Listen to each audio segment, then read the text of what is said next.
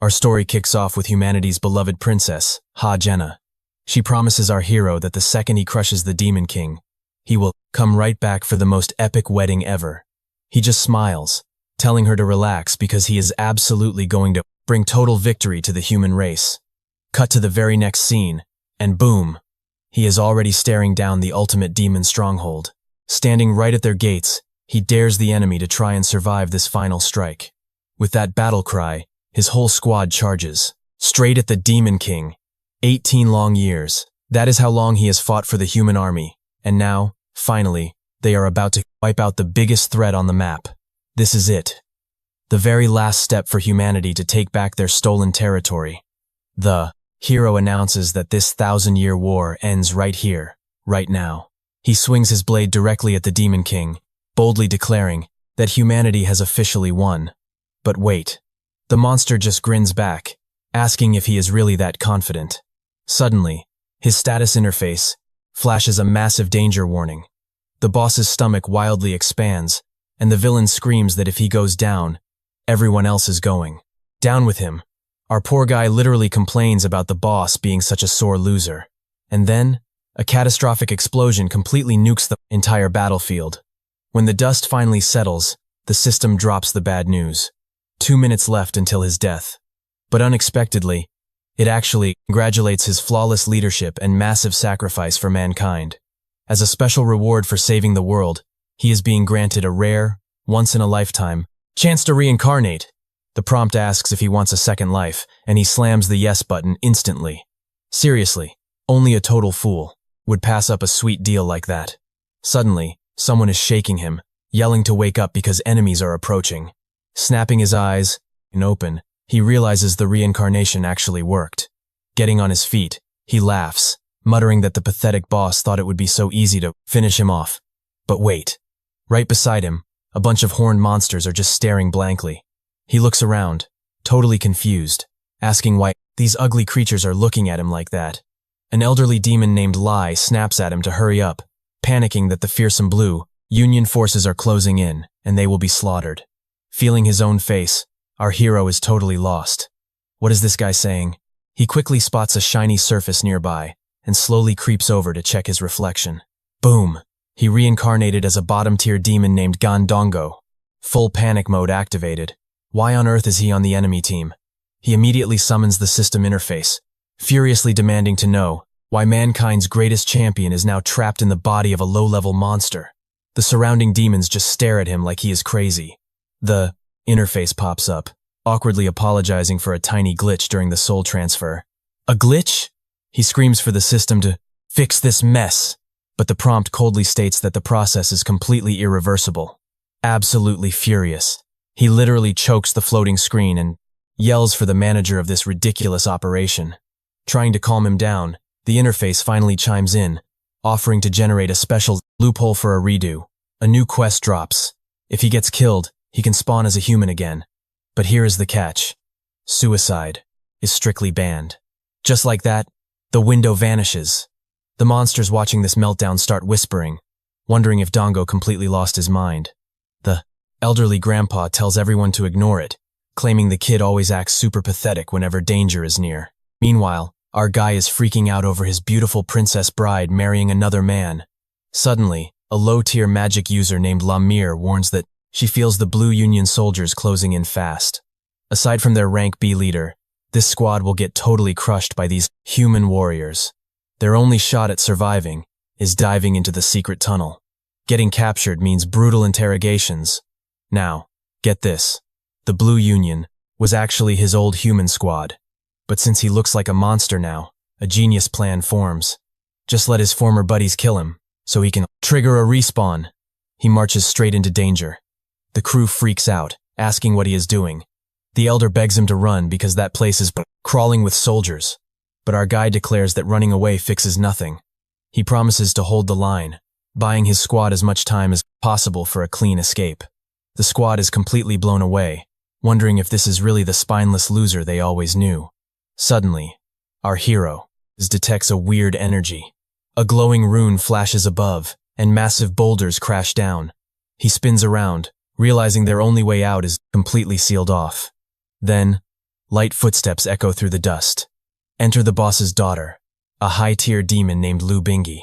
She reminds everyone that they are childhood friends, and she absolutely refuses to abandon her comrades right now. Meanwhile, our guy is internally raging, wanting to strangle this loyal girl who is ruining his perfect death plan. Winding up a punch, he tells her to back off. Instead, he violently strikes the fallen boulders, only to immediately lose his own HP. Spinning around, he calls her an idiot, while secretly crying over his shattered knuckles. The poor princess is totally confused, wondering why she is being yelled at. The wizard gasps, furious at his disrespect toward royal blood, but our boy claps back, stating they should never doubt a real man's fiery resolve to die for his friends. Bingi immediately blushes hard. She never actually realized just how insanely brave and heroic he could be. The rest of the squad? They just roll their eyes, agreeing that if the crazy guy wants death, let him go, since their own survival matters more. But he stands tall, pointing out that cowering in the dark is pathetic. What is so scary about some humans? Acting like a fearless warrior, he vows to perish with absolute honor to protect everyone's lives. The entire squad is deeply moved, while he silently prays they buy his ridiculous act. The huge problem here? Bingi is getting way too emotional, so Lai finally shrugs. If the kid is that desperate, just let him go. Dongo? Absolutely thrilled. He marches right out there, and yeah, he walks straight into the human army, arms wide open, a massive grin on his face, practically begging them to strike, calling them gutless weaklings, daring anyone with half a spine to end his life. The humans? They charge right at him, furious, screaming about scoring a free kill. Dongo? Over the moon. He's thinking this is it. Sweet release. I'm finally respawning as a normal human. But wait. Out of nowhere, thwack. A stray arrow pierces a human soldier right in the chest. Total chaos erupts instantly. The soldier starts screaming it's an ambush. And Lai? He hits a literal frenzy state, skyrocketing straight to B+ rank. He loudly declares it's been 3 whole years since his blood pumped like this. Not since fighting beside the late Demon King.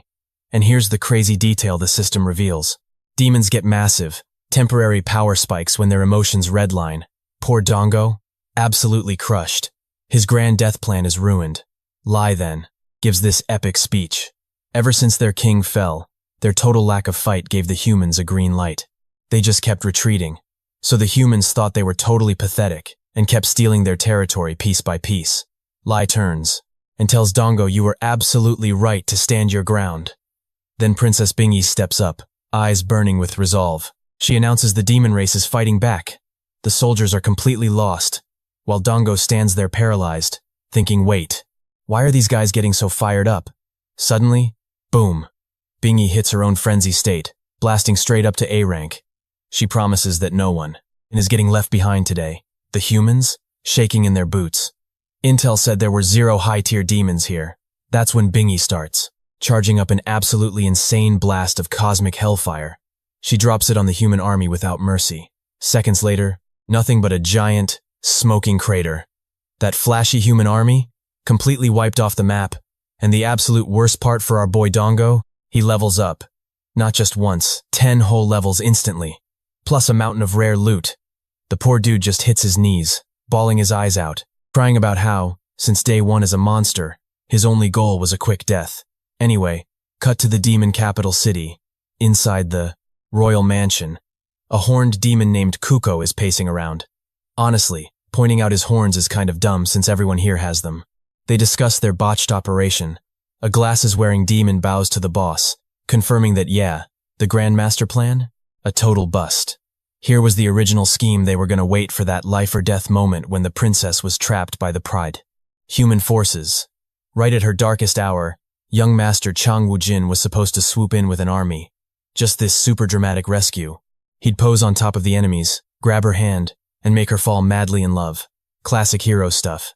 But nope, the setup was a spectacular failure. Why? Because Bingi went berserk and nuked the humans herself. Kuko nervously turns to the shadowy figure sitting on the brack throne, asking the general what their next move is. The boss, Huan, scoffs. He reminds them that the entire military might is firmly in his grip. Using the political pressure of the 3 elite factions, They are just going to force the princess to marry his precious son anyway. He orders his forces to march out tomorrow for an aggressive, formal proposal. All that romantic garbage about winning her heart? Total waste of time. Meanwhile, guess what Bingyi is doing? Daydreaming about our protagonist. She's blushing, remembering how incredibly fearless and tough he looked, staring down a literal army. She calls for her right-hand guard, Lemire, and orders her to bring Dongo to the throne room immediately. She claims he deserves a proper reward. Lemire is totally baffled. What kind of prize? She's picturing something incredibly serious and intimate. She tells the princess to hang tight while she grabs the hero. And where is our guy right now? Getting absolutely wasted. The system chimes in, telling him to spend those 120 points he just earned. But Dongo? He just swears, stubbornly refusing. He checks his stats. Boom. D-rank demon now. Sure, he's technically still squishy enough to die easily. But here's the massive problem he's facing right now. There isn't a single human left around to actually do the job. Suddenly, Lemire kicks the door open. She announces the princess is demanding an audience. But Dongo, completely drunk, says he needs to test an idea first. She's annoyed, asking why he's chugging booze. But before she even finishes, he shoves past her. You'll see, he mutters. He literally steps right toward an open flame and casually asks her to execute him. She's completely thrown off. Thinking it's some weird metaphor, she can't fathom this lowly grunt is actually serious about dying. So she smacks him out cold. She scoffs, saying he doesn't get to choose when he dies. Because starting today, his life belongs to the princess. Cut to later. Dongo wakes up groggy before Bingyi. She proudly grants him VIP status to roam anywhere inside the castle. But wait, it gets crazier. She hands him the Slayer's equipment, set the ultimate gear to forge a legendary champion. Lemire, her jaw drops. She realizes her boss just casually gave away the ancient armor of the deceased demon lord. Dongo lazily clicks through the stats on these rare relics. He's totally bewildered. Why give him this broken loadout? Figuring she'd never take no for an answer, Dongo just sighs, turns his back, and bluntly says he's out. Bingyi is stunned. With her stunning beauty, she's shocked that he isn't dazzled at all. But here's the twist. As he wanders off, shadows are creeping. An elder named Wei Ming is seething with pure rage. He can't believe this. Nobody just scored the supreme royal armor for one lucky stunt. He snarls that a prize like that should really only go to a demon who's actually proven their raw power to the whole world. Wei Ming insists it'd be totally irresponsible to just hand it over otherwise. He's pretty clearly backing the general who's eyeing the throne, straight up admitting this whole situation is forcing him to take the guy's side. But right at that exact moment, Dongwu strolls right up and calls out to the old man. Now, Wei Ming is absolutely itching to murder this shameless brat for pushing his luck. But get this, instead of fighting, Dongwu literally just hands the legendary set over. Wei Ming is completely stunned, demanding to know why on earth he'd just give up something so incredibly valuable. Dongwu? He casually tells him to keep the gear, explaining that his actual goal is to die. An armor like that would just get in his way. Plus, he drops a massive lie, claiming Her Majesty specifically told him to hand it over as a massive thank you for everything Wei Ming had ever done to protect the city. Before the old guy can even process this, Dongwu just bolts, waving goodbye. Wei Ming just stands there, totally baffled. And then, he literally screams up at the heavens, calling himself absolute trash for even thinking about betraying Her Majesty after a gesture like that. Fast forward a bit. Dongwu is slumped on some stairs, completely frustrated that absolutely nobody in this city wants to kill him. Suddenly, he catches someone nearby whispering that the young master is finally back. The guy bows low, dropping some serious intel the ambitious general has officially decided to make his big move tomorrow. Troops are going to march in, force a marriage proposal between his son and the princess, and absolutely anyone foolish enough to stand in their way, executed on the spot. Now that definitely gets Dongwu's attention. If that's the play, it looks like he'll only need to stick around this boring place for 24 more hours. The very next day, inside the massive royal conference hall, a ton of officials are just yapping away. Dongwu is practically falling asleep, just begging for the dramatic part to start. Right on cue, the general steps up and addresses Her Highness. He proudly declares that for 3 straight years, the human forces have been pushed back relentlessly, completely failing to even breach their city walls. Bingyi nods. diplomatically admitting the guy's military track record is seriously impressive. He stacked up countless wins, definitely earning himself a major reward. The general smirks. If she really means that, he's got one specific favor in mind. He calls up his son, Woojin, and straight up demands that the queen agree to a royal marriage. He plays the whole they grew up together card. Binji, maybe missing the red flags here, seems a little slow to catch on. She points out they haven't even spoken in 3 years, and innocently asks who exactly Woojin wants to marry anyway. That's when the general drops the bomb he wants her to marry his son. Jaws drop. Binji is absolutely floored, asking what kind of crazy talk this is. They don't even like each other at all. But the general? He coldly brushes that off as completely irrelevant. For the very first time in literally thousands of years, a woman is ruling their legendary city, and nasty rumors about the kingdom losing its edge are spreading fast. If she tries to hold that throne all by herself, things are only going to spiral out of control. But, he claims, she could instantly shut down all the haters just by marrying Woojin. The corrupt officials backing him nod along, muttering that it makes total sense. Plus, they add, the young master is super handsome, so it's a perfect match, right? Wrong. Lahi is absolutely furious, loudly calling the general absolute trash for backing Her Majesty into such an awful corner. Binji looks completely overwhelmed, panicking over what to say. And that's exactly when Dongwoo sees the epic death wish opportunity he's been waiting for. He boldly steps right up. The old man practically chokes, demanding to know what the kid is doing. Dongwoo just grabs Bingi's arm, staring everyone down. He tells her she shouldn't ever let cheap threats control her life.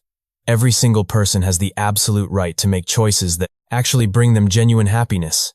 Bingi is blushing so hard she can barely process this. Dongwoo then glares at the crowd, loudly asking how they can all be so ridiculously shameless to force a marriage like this. Right then, Wei Ming squints and realizes, holy crap, that's the exact same kid who handed over the legendary armor yesterday. Finding her courage, Bingi steps up, apologizing but firmly rejecting the proposal. But the general instantly cuts her off. His voice goes ice cold as he reminds everyone how tirelessly he's worked for this entire kingdom. All he wants today is his rightful reward. He glares at the queen, dangerously suggesting she needs to think very, very carefully about her next move. Tension spikes. Lahi instantly readies his bow, screaming at the general, is he literally trying to force a coup right now? Wei Ming also steps up, practically growling at the commander to tread very carefully here. But the general just laughs. He boldly declares that he completely controls all in the kingdom's military forces right now. Are they seriously ready to trigger a bloody civil war over this? Broken by the threat, Bingi lowers her gaze, begs everyone to stand down, and quietly whispers that she'll accept the commander's terms. But Dongwoo? He just bursts into hysterical laughter. He yells that as the true, rightful heir to that throne, Bingi holds way more authority than any of these cowards, and she needs to fight back. He then slowly turns to Commander Huo, asking the room why they're so utterly terrified of this guy. The massive general stomps over, demanding to know who this dead man walking is. Dongwoo's response? He literally spits right in his face, calling him just some bottom-tier lackey of the old Demon King.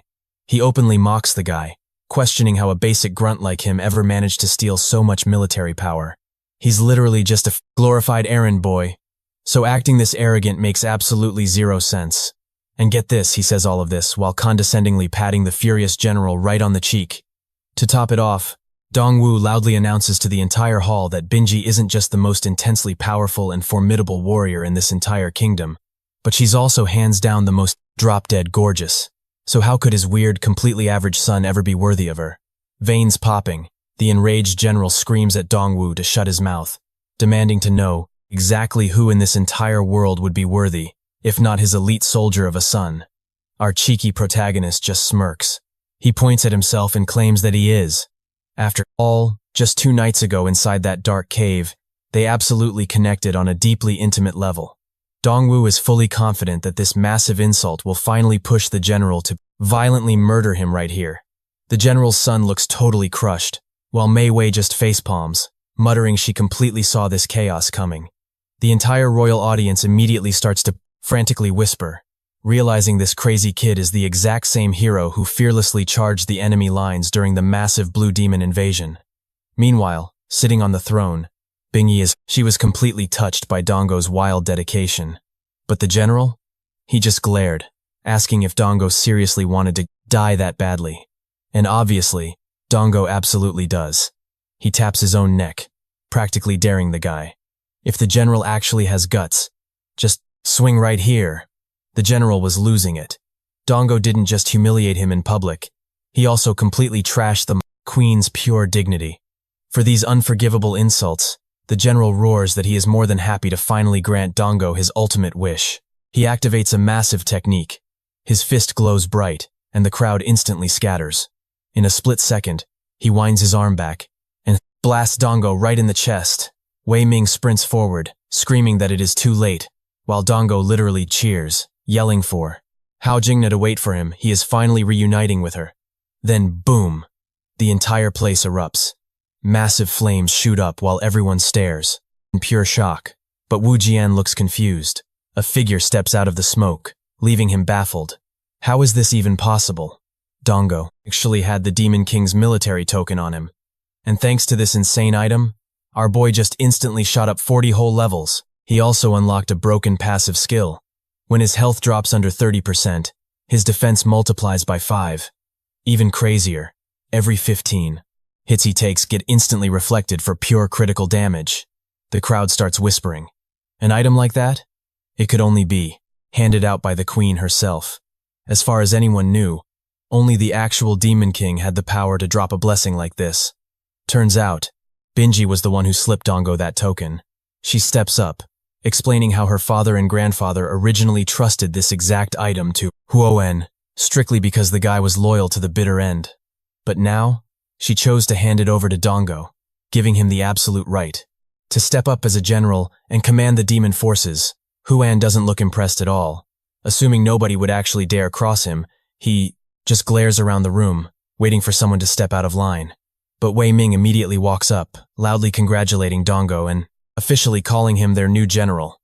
Luan quickly jumps on the bandwagon, figuring that if Wei Ming backs him, he definitely should too. In seconds, all the soldiers start bowing down to Dongo as their leader. Seriously, not a single person wanted to side against the Queen's loyal supporters. Everyone is thrilled about this. Except Dongo, who is absolutely raging that he survived again. Backed into a corner, and finally backs down. He admits that if she gave Dongo the military emblem, it proves her complete trust in the guy. However, he demands to know how a weakling like him could ever run an army. To actually prove his worth, Dongo has to take a squad, straight through the ancient demon cavern. It is a brutal survival test, meant only for those chosen by the ancient kings. The elders immediately scream at Huan, calling this trial absolute garbage since 0 people have made it out alive in over 100 years. Binji totally agrees, shouting that the entire zone is forbidden because literally everyone dies in there. But Dongo? His eyes just sparkle with pure joy. A death trap where nobody survives for a century? Absolutely perfect. The general laughs, calling them all complete cowards. Instantly, Dongo throws his hand up, totally agreeing with the guy and demanding the cavern's location. He wants to go right now. His squad just stares in absolute, jaw-dropping disbelief. 200 years back, during the massive crisis, the former Demon King literally traded his life for his people, locking away the final piece of demonic power inside that cave for the true heir. But here's the reality check. Not a single demon has cleared this trial since. Wei Ming steps in, explaining that the rules require at least 2 people to enter. Who is crazy enough to follow Dongo inside? The troops start nervously whispering among themselves, wondering who would volunteer for certain death. A commander shouts that if Dongo really wants to run this gauntlet, it is completely up to him to find a partner. Suddenly, a hand shoots up. It is Wu Jian. Instantly, his furious father slaps him right across the face, demanding to know when he started making choices. But Wu Jian stays completely calm, looking back and asking if his dad actually thinks he is totally useless. The troops mutter that a prodigy like Wu Jian, the future of their kind, should never risk it. But Wu Jian shuts them down. Only someone judged worthy by the ancient spirits gets that legendary power. And if this territory is getting a brand new demon, king, he plans on taking that throne. His dad is fuming, but whatever the choice is locked. The very next morning, Doko pulls Wu Jian aside, giving him props for volunteering. He whispers that since Dongo looks like a total pushover, The cave is the absolute perfect place to just eliminate him without leaving a trace. Out of nowhere, Wu Jian just casually fixes his hair, saying he knows exactly how to play this. Meanwhile, Mir pulls Dongo aside, warning him that Wu Jian is totally selfish. Watch your back. But Dongo is beyond hyped. Wu Jian's presence means better odds of dying. Suddenly, Wei Ming arrives, saluting his general and handing him a stash of the absolute best healing items in the entire kingdom. Dongo mutters thanks, looking totally miserable about getting survival gear. Soon enough, the crowd lines up outside the terrifying ancient demon cavern. Dongo tosses Wu Jian a few potions. Mir asks if they are ready to go, and Binji, looking absolutely fierce, orders Dongo to make it back alive. Meanwhile, Wu Jian glares at the entrance, proudly declaring that the new demon king of this territory is making his debut. The magic array sparks to life. A golden circle flashes, vanishes, and teleports the two of them straight into the darkness.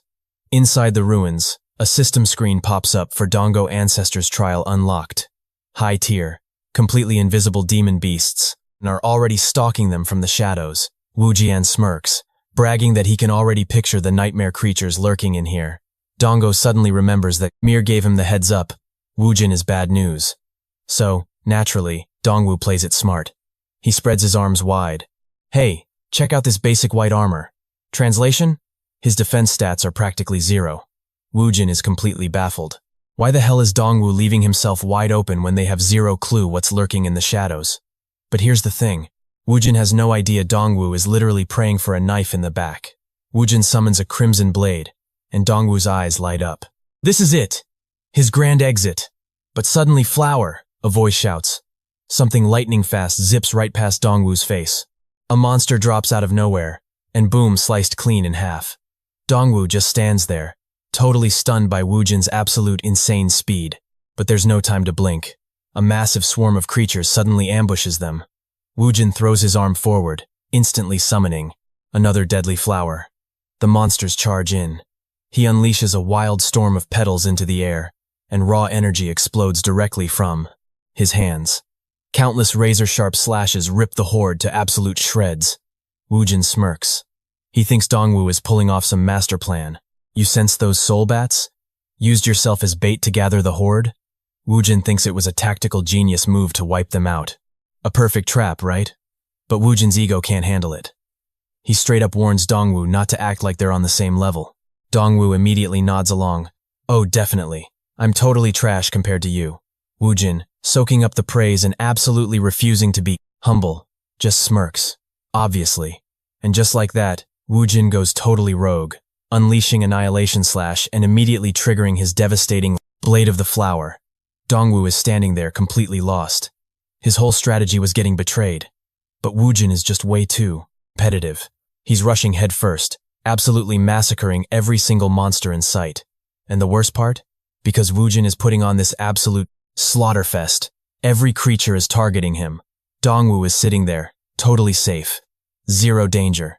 But our guy refuses to give up that easily. He needs that monster aggro. Checking his system, he realizes he's sitting on 48 unused stat points. A crazy idea suddenly hits him. Could he use them to force an attack? Meanwhile, Wu Jin checks the map. They've finally made it. The absolute deepest level of the dungeon. But something is seriously bugging Wu Jin. Dongwu hasn't killed a single enemy. Not one. Wu Jin's pride won't let him accept the truth. Is this guy actually just deadweight farming free experience? Before he can complain, boom. The ground violently trembles. The dungeon awakens. A red system alert flashes. Protect the Demon King's messengers. We're talking extremely high difficulty here, complete with a strict 20-minute timer. An absolute ocean of monsters swarms out from the shadows. Wu Jin's cocky smirk drops instantly. Things just got real. He triggers his flower skill, launching it straight at a massive beast. But the monster? It blocks the hit like it's absolutely nothing. The creature spreads its arms and blasts a laser upward, summoning a giant meteor that crashes directly onto Wu Jin. The blast radius is catastrophic. Wu Jin barely survives the impact. He tries to fall back, but another deadly strike shoots right out of the flames. Dongwu? He's having the time of his life. He dumped 480 points purely into strength, leaving his defense at rock bottom. The plan? One massive hit to piss everything off and steal all the aggro. Woojin, currently getting battered, tries to rationalize it. Dongwoo is obviously just too weak for this tier. Yeah, that makes sense. Pushed to the brink, Woojin activates his absolute ultimate move. A deadly rain of thorns crashes down on the enemy horde. But wait, the dust clears. 0 damage. Absolutely nothing. Standing face to face with the boss monster, Woojin screams for it to die. The embedded thorns violently detonate. Yet, the massive beast is practically unfazed. 90% of its defense is still active. Woojin freezes. Absolute panic. He just blew his strongest trump card, and this nightmare boss is practically invincible. It fires back with a blast of dark purple energy. The entire horde circles in. Woojin is completely trapped. But get this, Dongwoo just casually walks over. He creeps right behind the colossal boss beast and sets up for a wild sneak attack. Bam! He throws a single punch that blasts a literal crater straight through the monster's torso. In a flash, every single enemy locks onto Dongwoo. They ditch Woojin instantly and charge the real threat. Dongwoo looks at his hands, completely mind-blown by the ridiculous power he just unleashed. Who knew 480 strength points would hit like a nuke? Woojin, meanwhile, is completely dumbfounded, instantly, rationalizing what just happened. The back. That must be the boss's secret weak point. It all clicks in his head. Dongwoo wasn't doing nothing, he was reading the battlefield, waiting for the absolute perfect moment to strike. Brilliant. Meanwhile, surrounded by literal death, Dongwoo gets a sweet system pop-up. You have drawn the attention of all creatures. Yes. Target acquired. He crosses his arms, standing tall and flashing a huge grin. His crazy suicidal plan is finally paying off.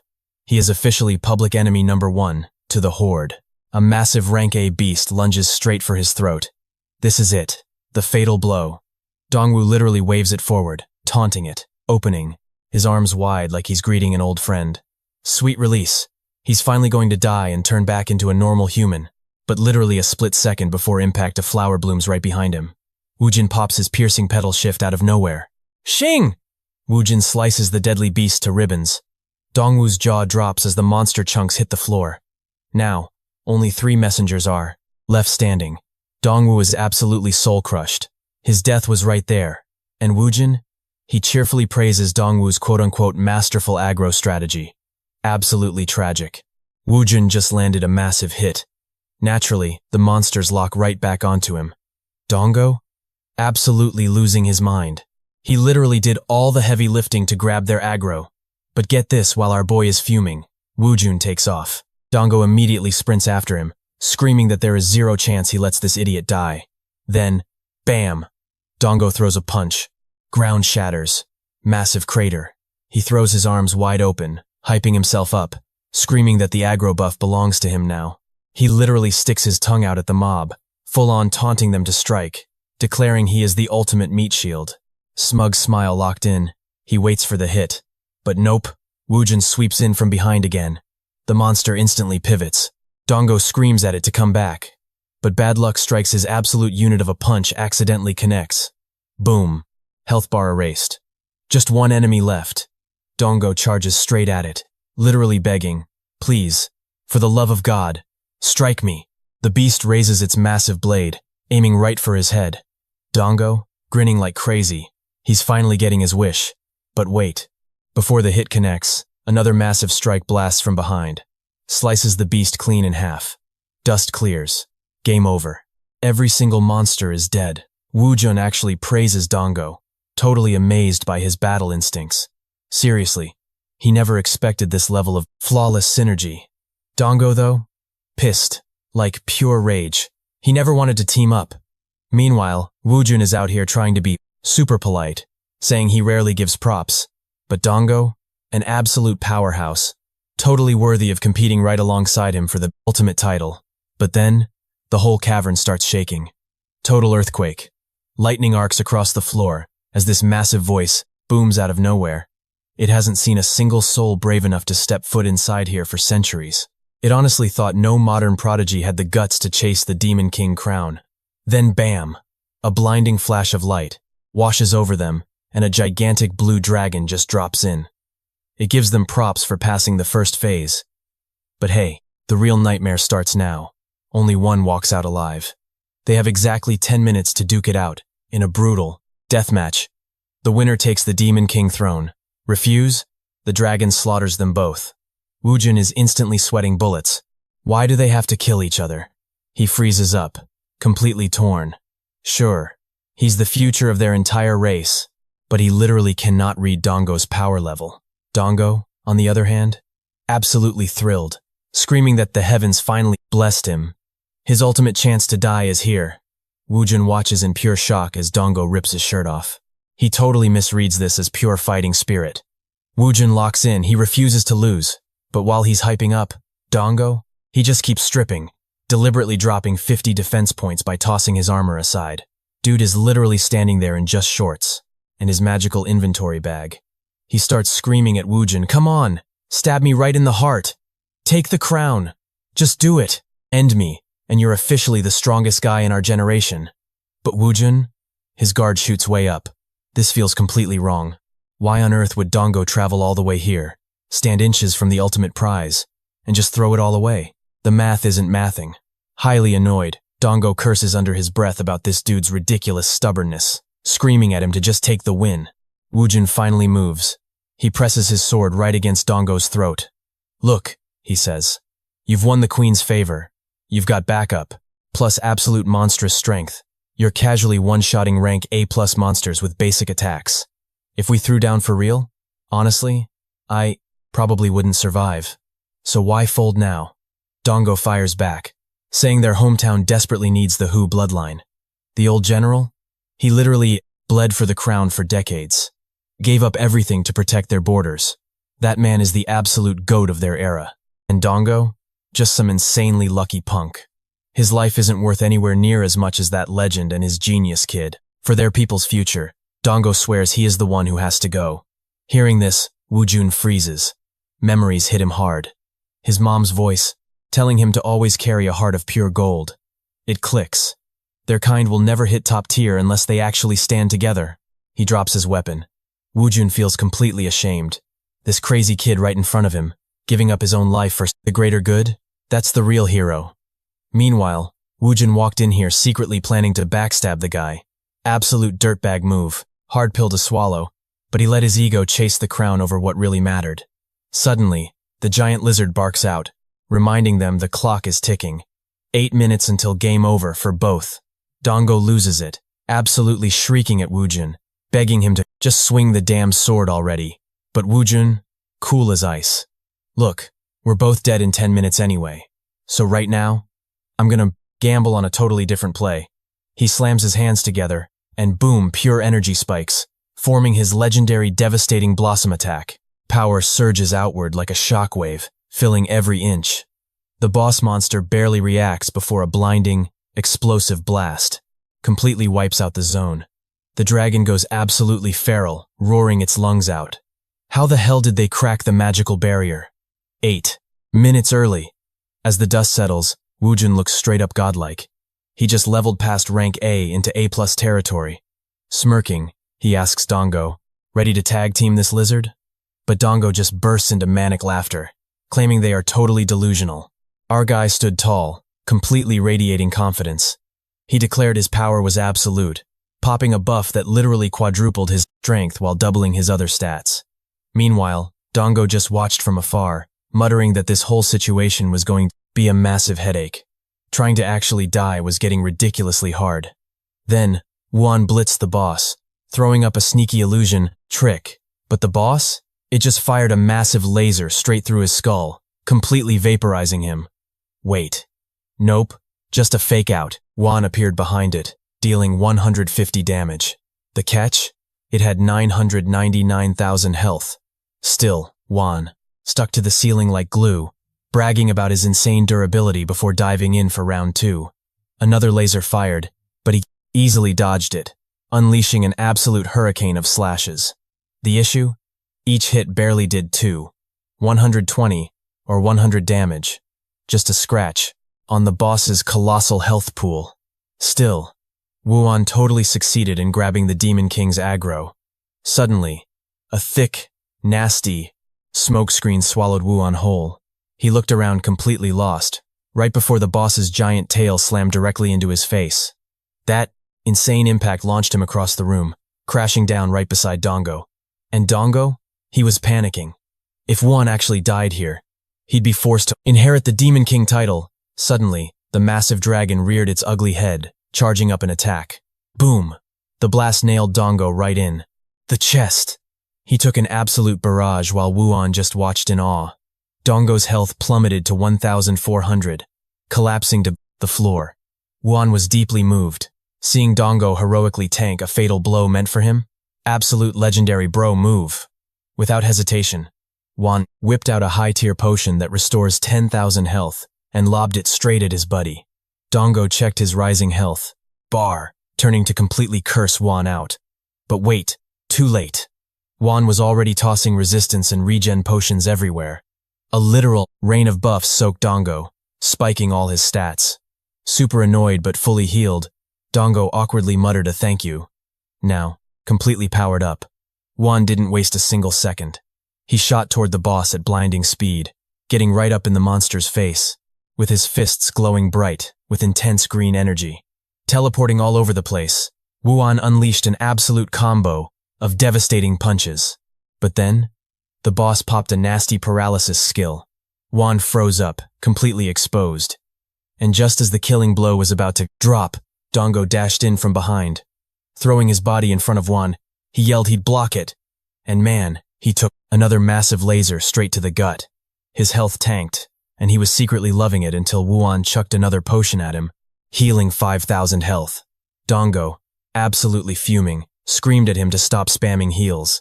But Wuan just smiled warmly. Don't sweat it. I'll always protect you, man.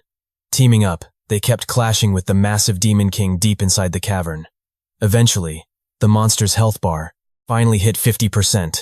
Wuan crouched, hyped that they might actually pull this off. But suddenly, the system flashed a brutal warning. Hitting half health had activated the boss's insane passive skill, Lake's Return, an SS rank nightmare that automatically regenerated 100,000 health points every single minute. Wuan was absolutely speechless. He yelled that this was basically cheating. Even with non-stop attacks, they couldn't outdamage that insane healing factor. The giant beast just laughed, mocking how pathetically weak they were. It called their dream of killing a god an absolute joke. Then, unleashing an ear-shattering roar, the boss dealt an agonizing shockwave that crushed them both.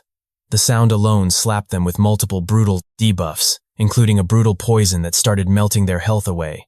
Both fighters completely collapsed onto the cold floor. Dongo was basically face-planted, while Wuan barely survived by popping a one-time emergency skill that kept him from flatlining. He forced his shaking body up, but their potions were gone. The boss reared its massive head, charging the final blow. Both guys knew it was officially game over, but Dongo smirked. They hadn't lost just yet. He explained that if he died right now, Wuan could actually clear this challenge. Placing a heavy hand on Wuan's shoulder, Dongo ordered him to take the Demon King throne. Wuan, totally baffled, asked what the heck he was talking about. Right as the dragon fired its ultimate beam, Dongo grabbed Wuan by the collar and chucked him across the room. He roared, "For the future of all demons!" Mid-air, Wuan watched helplessly as Dongo bravely stood his ground. In that split second, Dongo smiled, thinking that for a demon, Wuan was actually a great guy. Boom! The blast swallowed him whole, vaporizing Dongo completely. Sometime later, a majestic golden light descended straight down from the heavens, shining onto Wuan. The dragon smiled, congratulating him for beating the ancestors' hidden test. It explained that back in the old days, the ancestors sacrificed everything to keep the demon realm safe. So, the great king locked away his absolute most precious legacy right here in this cavern, waiting for a worthy heir. Get this, for over 200 years, every single demon who tried taking this trial just turned on each other, slaughtering their own allies. And any demon who stabs a friend in the back, they are completely disqualified to hold the true crown. Only Wuan and Dongo, two guys who literally had each other's backs until the bitter end, actually conquered the real challenge together. Wuan officially earned pure respect as a warrior totally worthy of the Demon King's ancient legacy. The giant dragon noted that the true king's successor needs the absolute guts to shield others without fearing death. So naturally, our boy Dongo was posthumously granted the title of king. Fully recognized by the ancestral spirits, he scored 5 million experience points, literally leveled up 10 times, and instantly unlocked an SSS skill regenerating 100,000 health a minute. Dango also earned the Demon King title, granting insane additional attributes, making him completely undetectable. Meanwhile, the outside world is losing its collective mind. Absolute shock. Word spreads like wildfire, the demon cavern is officially cleared. Dole gasps. Could the ancient prophecy actually happen in their lifetime? A new demon king rising up to unite the scattered clans? Benji gets super emotional here. The last true king? That was Liu Yan. An absolute legend. We are talking about a generational ruler who only spawns once every few centuries. They carry an aura that just hits different. Hen puffs out his chest, bragging to everyone that he totally knew his boy would be heaven's pride. To him, it was obvious his kid would snatch that ultimate royal title. But wait, Ming cuts him off. Yeah, your son didn't get the crown. It went to General Dango. Jaws literally drop. Total disbelief. Meanwhile, where is our new king? Moping in a corner. He begs the bartender for more booze. But nope, she shoots him down way too young. Dango looks utterly crushed. With his broken new stat regenerating 100,000 health every minute, dying is literally impossible now. He groans. His dream of returning to his original world? Poof. Gone. And Lin, the girl he loved, left behind forever. While he wallows, someone is creeping in the shadows. Dango snaps his head around. Nothing. They vanished. Cut to a tiny green-haired girl peeking at him from behind a wall. But in a flash, Dango teleports right behind her. Why are you stalking me, kid? She yelps, tripping backward as literal tears well up. She tries to play it tough. You are not scary at all. The kid introduces herself as Tanjia, a rank D nuclear demon. Dango? Completely unbothered. He demands answers. Shaking like a leaf, she explains she desperately needs an escort to Balin Cavern. Before Dango can even say no, another guy walks up and Tanjia spills her entire crazy situation.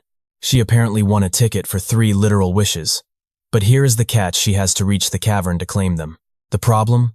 They will not let her inside because she is not an adult demon yet. Then, out of nowhere, some old beggar screams right in Dango's ear. It is a massive scam. Who falls for garbage like that? The old man scoffs. But Dango? He is suddenly super interested. He remembers hearing rumors about a mythical wishing fountain, hidden somewhere in the demon world. He wants those wishes. Tanjia nods furiously, saying she had to pass insane trials and drop 50,000 coins just for this ticket. The beggar just rolls his eyes at their gullibility. Stop falling for obvious traps, he groans. But Tanjia bursts into tears. This is her absolute last shot. She worked herself to the bone at the bailing club. Why? Her mom's heart is completely failing. With only 1 month left, she is desperate to save her. The beggar grumbles that only a complete moron would tag along. But Dango? He agrees, but on one condition: she gives him a wish. I am wishing to become human, or just nerfing these insane, overpowered stats, he declares. Tanjia?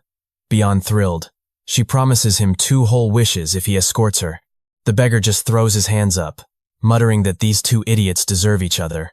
Walking away, he remembers something. That cavern? It is famously crawling with a ruthless black market syndicate right now. Cut straight back to our duo. They are standing right outside the heavy gates. Dango flashes the invite, the scanner beeps, and the massive doors slide, wide open.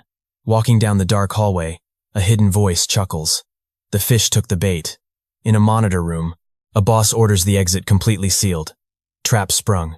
A blue-horned thug smirks, saying to keep them alive. Suddenly, steel gates slam down, blocking their path. A massive guy with literal electricity crackling around his fist lunges forward, aiming right for them. Tanjia screams a warning. Boom! The punch nails Dango, but his broken passive skill kicks in. 0 damage taken. He does not even blink. Dango just sighs. So, this is the famous cavern? The attacker freezes. He is totally spooked by how bored Dango looks. Our boy mentions he is just here for the wishes. Then he spots a seriously sketchy woman lurking in the back. Okay, maybe they took a wrong turn somewhere? The blue-horned demon bursts out laughing, mocking his sheer stupidity for believing in fairy tales. The truth bombs drop. These guys? The biggest trafficking ring in the entire Dominion. The whole wish-granting story was completely faked. Just a nasty trap to lure suckers in and sell them off. Play nice, the demon sneers with an evil grin.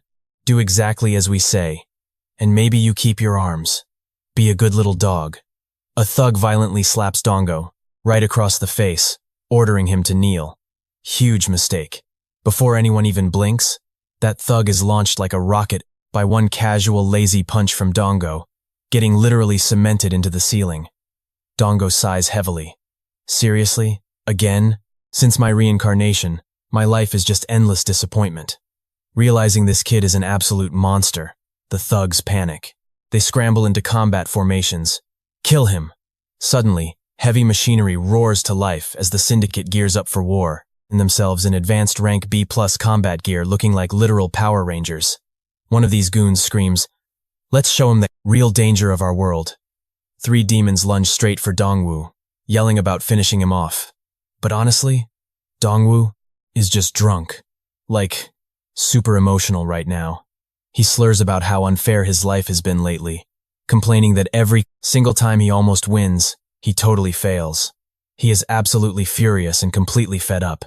He punches the dirt, screaming that he's absolutely done with this garbage. Boom! The impact blasts a massive shockwave, tossing everyone backward and completely destroying their fancy armor. Meanwhile, Dongwu is just bawling his eyes out. The demons instantly drop to their knees, begging for their lives and pleading to go home. One guy even cries that they were forced into this mess, hating every second of doing these awful things. Hearing this sob story, Dongwu immediately demands a name. Who is pulling the strings here? The crushed demon under his boot finally talks. He reveals the absolute strongest boss in the Young Dominion is running the show. He claims once their general shows up, Dongwu is dead meat. Our boy wonders who this top dog could be. Suddenly, this absolutely insane energy starts pouring out from the doorway. The pinned demon instantly cheers, screaming that their boss is finally here and Dongwu is completely ruined. Dongwu casually turns around. A massive figure stands ominously at the door, growling. "Are you the rat causing all this mess?" This supposed leader steps right up. Dongwu squints hard. Wait, why does this guy look like Duo's chubby cousin leading a circus? A loyal minion barks at Dongwu to shut his mouth and show some proper respect, asking if he has zero clue who he's mocking right now. The arrogant boss introduces himself as Dupang, proudly confirming he is, yeah, Yo's actual brother. Dupang immediately snaps at his terrified squad, calling them useless trash. Slipping his name out like that? Totally unacceptable. The servant frantically grovels, desperately swearing he never meant to spill top-secret info. Dupang just swats him away, mumbling about complete incompetence. He steps up to Dongwu, declaring the kid knows too much and has to die. Completely unbothered, Dongwu just notes that Dupang actually looks pretty tough. Honestly, he's excited to see some real power. Flashing a cocky smirk, he tells Dupang, "I'll give you 10 whole minutes to kill me. If you can't, I won't be merciful." The surrounding demons are totally baffled by Dongwu's insane confidence, and Dupang just scowls. What is this 10-minute garbage? Winding up his massive fist, he violently promises he'll smash Dongwu's face into the dirt in 1 single second. The hype man's servant screams, hyping up the general's ultimate heavy strike. Dupang pulls light back and drops a brutal, full-power punch right on Dongwu, dealing 500 damage. But instantly, Dongwu heals 800 hit points from his broken passive regeneration. Dupang is mind-blown. Dongwu is just standing there, health bar completely maxed out, grinning. Yeah, that didn't really do anything, he teases. Maybe use a special move? Absolutely furious, Dupang growls that he never expected this pathetic loser to have real, hidden skills.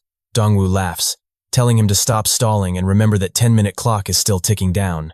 Now blindingly angry, Dupang unleashes an insane flurry of blows, landing 8 wild consecutive strikes right to Dongwu's jaw. Our boy is briefly sent crashing onto the fries-laying floor, but guess what? His health bar hasn't moved a pixel. Completely exhausted, Dupang stops, panting heavily. Dongwu, just chilling on the ground, looks up. "Why'd you stop? Gassing out already?" he mocks sarcastically.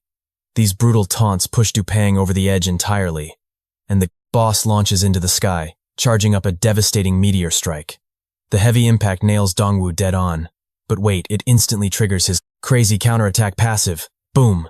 A shockwave erupts, launching Dupong backward as he eats 2,800 damage to the face.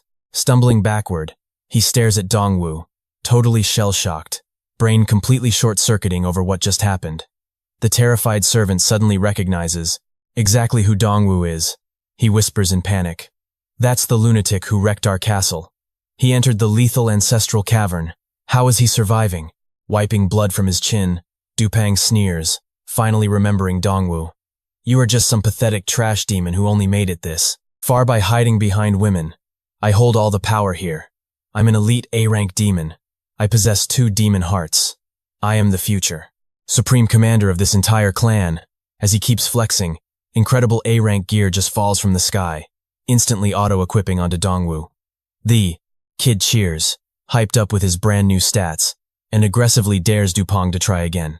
Furious, Dupong thrusts his hand upward, drawing out maximum power, and violently charges Dongwu. His rapid-fire punches connect, dropping 40 to 50 damage points per strike. But here's the thing, that damage output is absolute garbage against Dongwu's insane passive healing. And then, Dongwu's automatic counterattacks start triggering, and it gets ugly.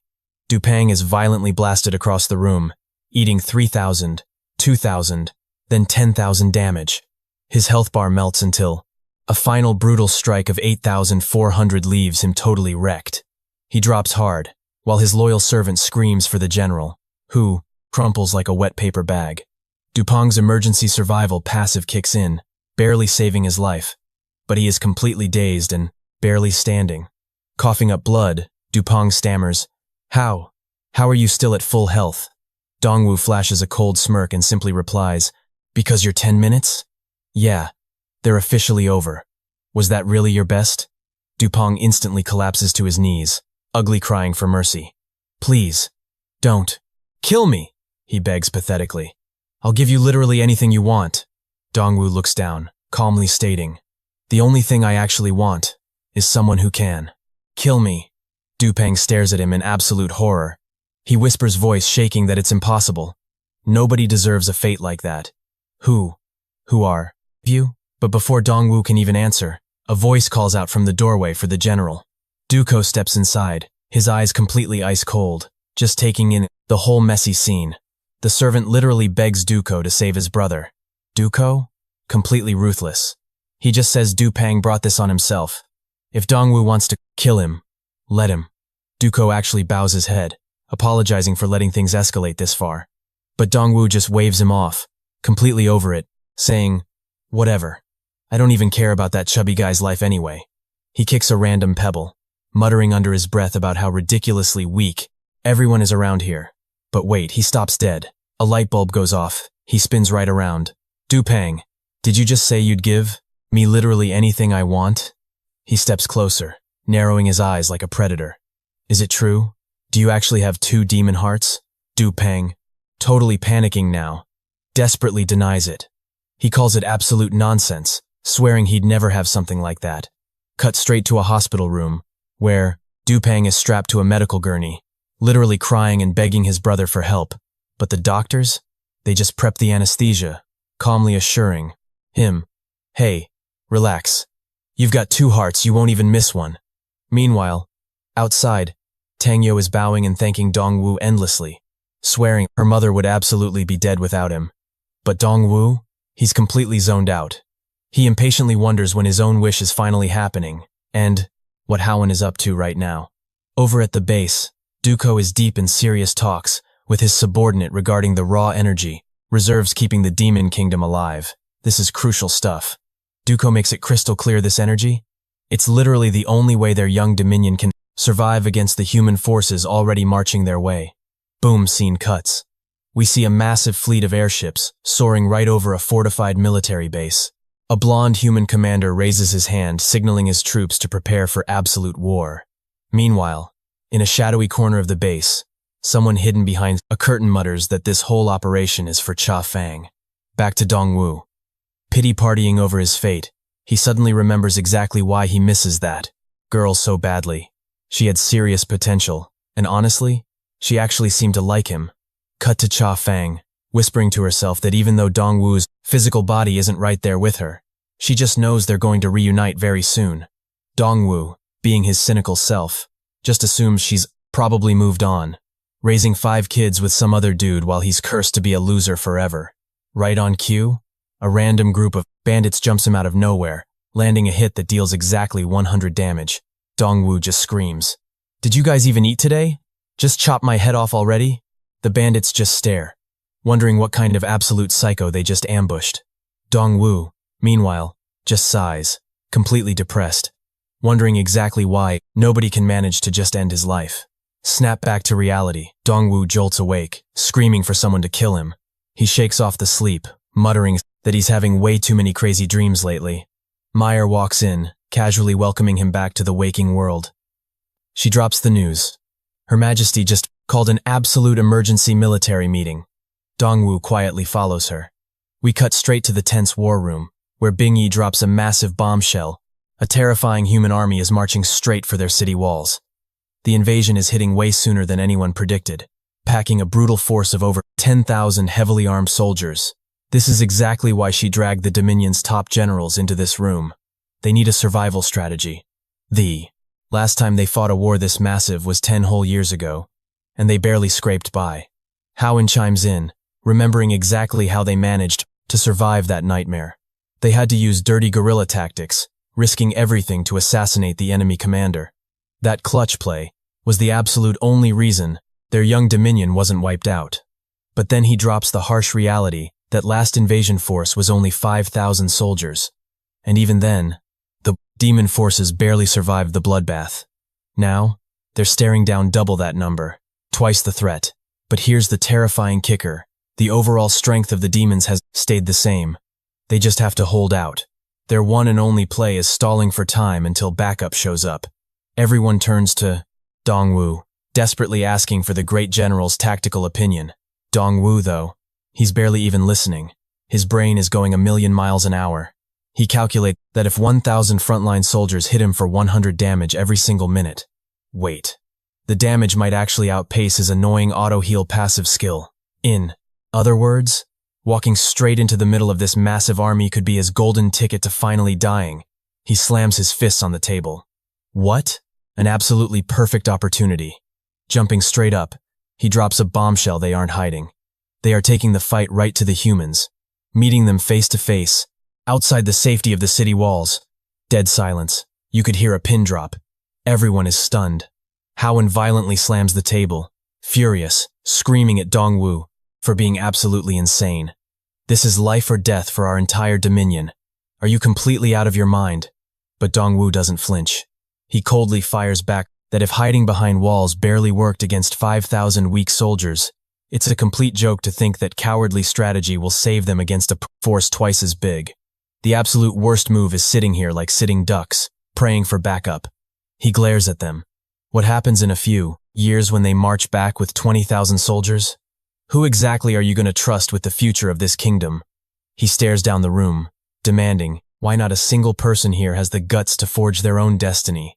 And what is all this absolute garbage about the demon army not growing any stronger? Did you idiots somehow forget who you're talking to?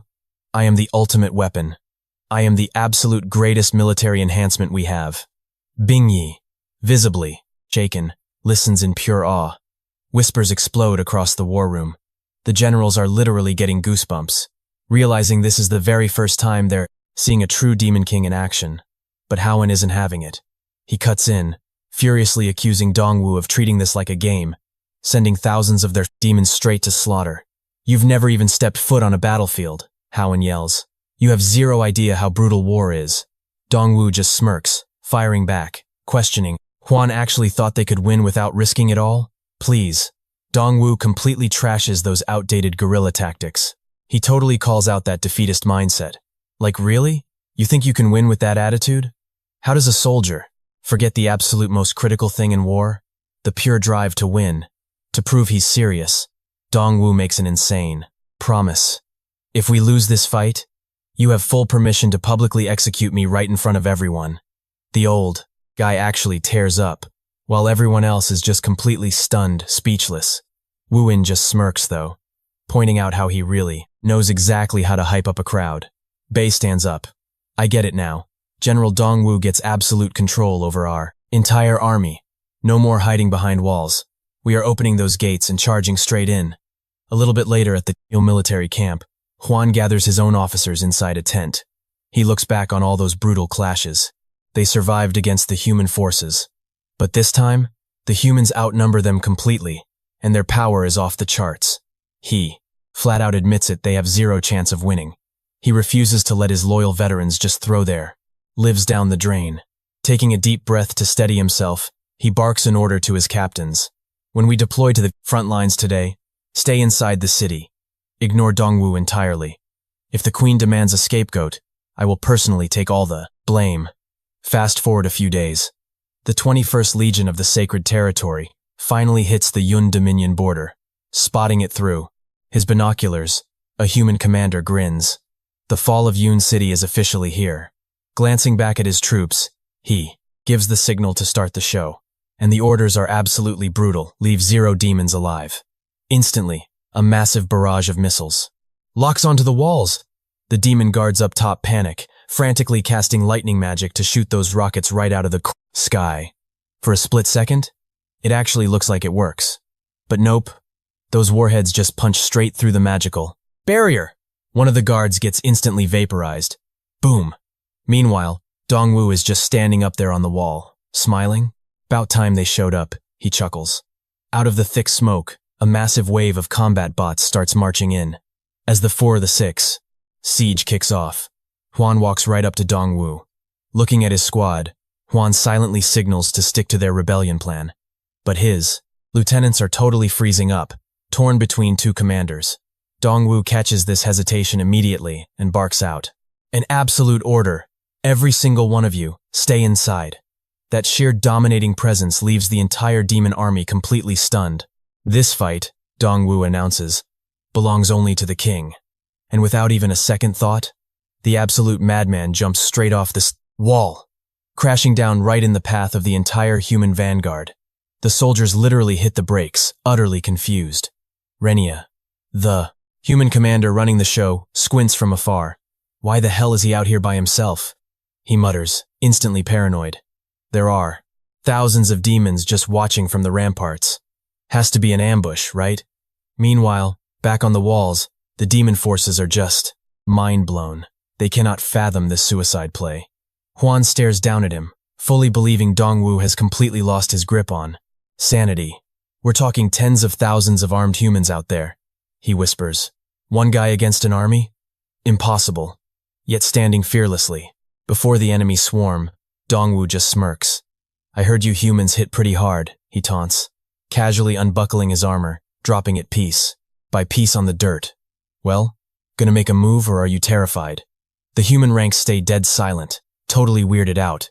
Pivoting toward Renia, Dongwu cranks up the disrespect. I used to be your boss, remember? Make this entertaining. Renia visibly twitches with rage. Dongwu knows. This guy absolutely despises being humiliated. So he pushes harder. Straight up turning his back on the entire army, he yawns. Man, I'm itchy. Anybody want to scratch my back? That is the final straw. Renia completely snaps. The absolute nerve of this trash. Wipe him out. He roars, signaling. Every single unit to fire. Arrows, heavy gunfire, magical lasers, it literally rains destruction down on Dongwu. And he just grins.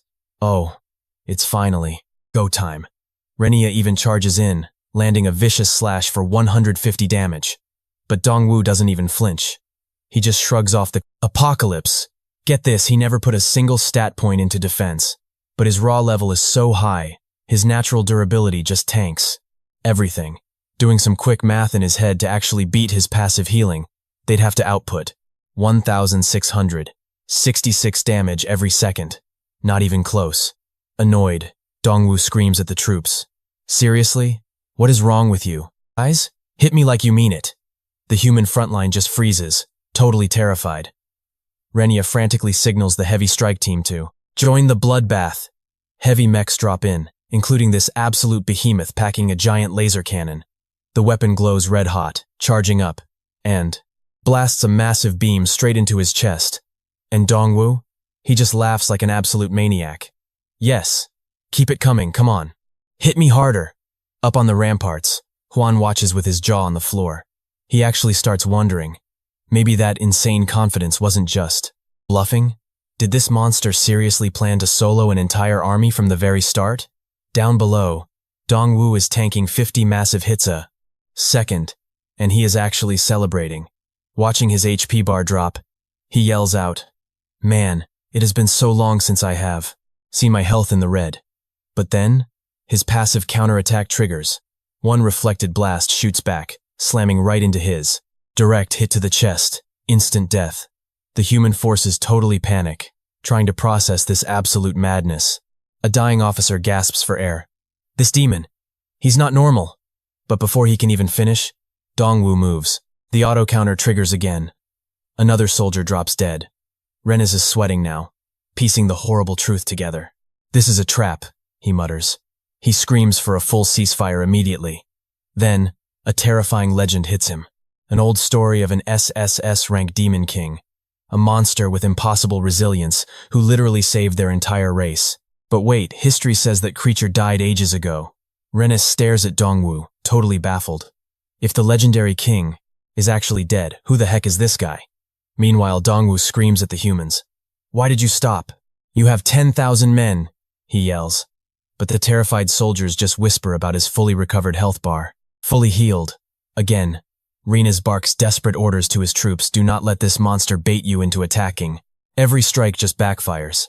He reminds them their only goal was baiting out the absolute strongest demon powerhouse. Mission accomplished, right? Renes screams for a full retreat. "Fall back and cut our losses right now," which leaves Dongwu standing awkwardly alone. Mir is super confused. Why run? She immediately summons the elite royal guard. She signals a total advance. Wujan steps up beside her, roaring for the entire demon force to charge. Dongwu hears a massive rumble. Turns around, the whole army is rushing the field. Renes catches this, panicking hard. "Are they literally insane?" he gasps. "Attacking during a retreat? And here's the absolute worst part for humanity. All their major skills, still on cooldown. The demons crash forward, screaming for total vengeance against the trespassers. No mercy for invaders." Meanwhile, Old Man Huen finally feels his age. And Yan? Pure respect for Dongwu. This guy? Absolute king material. No doubt about it. Yan turns to the ranks, his voice booming out. "From now on, General Dongwu calls the shots. We wipe these pests out for good." The troops roar, saluting. Weapons up, blood pumping. They push forward. But then a terrified scream from the back. Huen whips around. A scout comes in completely panicked. The humans played them. This frontline battle? Just a massive, deadly distraction. The real force is already inside the walls. The Eastgate defense? Slaughtered down to the very last man. Absolute massacre in Yun City. We cut to the streets, and it's horrible. Humans are brutally stomping Dongwu's green-haired buddy. And the chubby demon? Decapitated. "How is this even happening?" someone screams. The invaders are literally parading his severed head through the streets like a twisted trophy. One human stomps toward the castle, laughing about pathetic demons. Down to the last defenders, just Viming and Bingi left standing. Bingi is trembling. This enemy is way too strong. Viming begs her to run while he acts as a meat shield, but the blonde attacker just smiles cruelly. "Your little kingdom is finished. Time to play." But wait. Bam! A massive fireball blasts the lower-level humans into ash. The blonde guy slowly turns around. His squad is scrambling, chugging health potions in pure panic. Enter Huen. The old veteran looks absolutely disgusted. "You humans make me sick." The blonde just smirks. Finally, a decent target. Cracking his knuckles, he steps up. Time for a workout. Suddenly, this intense, suffocating purple energy explodes around him. The demons freeze. This guy? A completely different tier of power. Huen knows he has to end this instantly. Boom! Massive lightning drops straight onto the blonde guy's skull. But the smoke clears. And he's literally transforming. Full berserker mode. Power spikes by 130%. Health skyrockets by 500%. Meanwhile, chaos reigns elsewhere. Total war zone. And Dongwu? Sitting there, completely depressed. Literally his only goal today was getting himself killed in combat. Ever since reincarnating here, it's just been non-stop cheat skills and broken stats. Dying is actually proving mathematically impossible. He's literally losing his mind, laughing and crying all at once. He screams at the sky, What do you want? Am I seriously supposed to be the Demon King? Just then crash. A massive lightning shockwave shakes the entire area. Dongwoo sprints over, and his jaw drops. Total bloodbath. He's staring at this, wondering why this senseless slaughter never ends. Senseless war right in the city center. Then, a desperate, cracking voice. A father, begging for his little girl's life. Dongwoo turns. A smirking human soldier is leaning over him. We're taking her, old man. Sit there and watch. The scumbag in the hat just laughs, making disgusting jokes about the daughter. The poor father is practically coughing blood. He lunges, screaming for his kid. The human just kicks him down, drives a blade right through his hand, sneering. Winners make the rules, loser. But before he finishes, wham! A boot to the face sends the soldier flying back. Dongwoo's eyes go dead cold. This isn't a game anymore. The guy scrambles up, spitting blood. Another surviving demon? Still breathing. The soldiers toss the girl aside and charge straight at Dongwoo, screaming for his head as they close the distance. Dongwoo watches them. War turns victors into absolute monsters, taking whatever they want. But hold on, he explicitly banned humanity from acting. Like this. Boom! He throws a devastating hook right into a soldier's face, sending the guy crashing violently into the dirt. Barely alive. Dongwoo pins him by the throat. Gasping for air, the soldier is completely freaking out. How did one punch just wipe out his entire health bar? What kind of freakish demon is this? He chokes out. Dongwoo demands his exact legion and squad.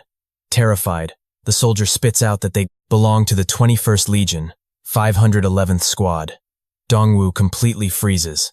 That's his old unit. Panicking, the rest of the soldiers scramble, screaming that this guy is an absolute monster. Dongwoo? His brain is scrambling to process this insane reality. He glances sideways and spots a dead body, while another soldier violently finishes off a victim right there in the dirt. Taking in the absolute carnage, Dongwoo mutters, "I know this place." Boom. Massive explosions literally shake the city, with bombs completely wiping out buildings left and right. The pieces are finally clicking together. This is the kingdom of Yun. Suddenly, a heartbreaking voice cuts through the noise. Mom was tortured. A desperate father desperately holds his crying daughter, whispering that at least they survived together. Up in the sky, vicious lightning just keeps tearing down, flashing over the absolute hellscape below. Dongwoo just stands there, soaked in rain, watching a massive dragon crash down. And then, it all rushes back. 6 years ago, he personally led the human army's invasion right here in Yun. And the final boss he took down? It was that exact same demon dragon. But here's the crazy part, the win was so effortless back then, he basically forgot it even happened. Now, Dongwoo finally remembers the system's cryptic message about reincarnation. He didn't just get a second life. Oh no, it's way crazier than that. He was thrown 6 years right into the past. This absolute mindbender has him questioning everything. Who the hell is commanding his old army? What happened? And wait, where is his past self right now? Meanwhile, high above the clouds, Jinnah, humanity's beloved and flawless princess, calmly watches absolute nightmare unfolding.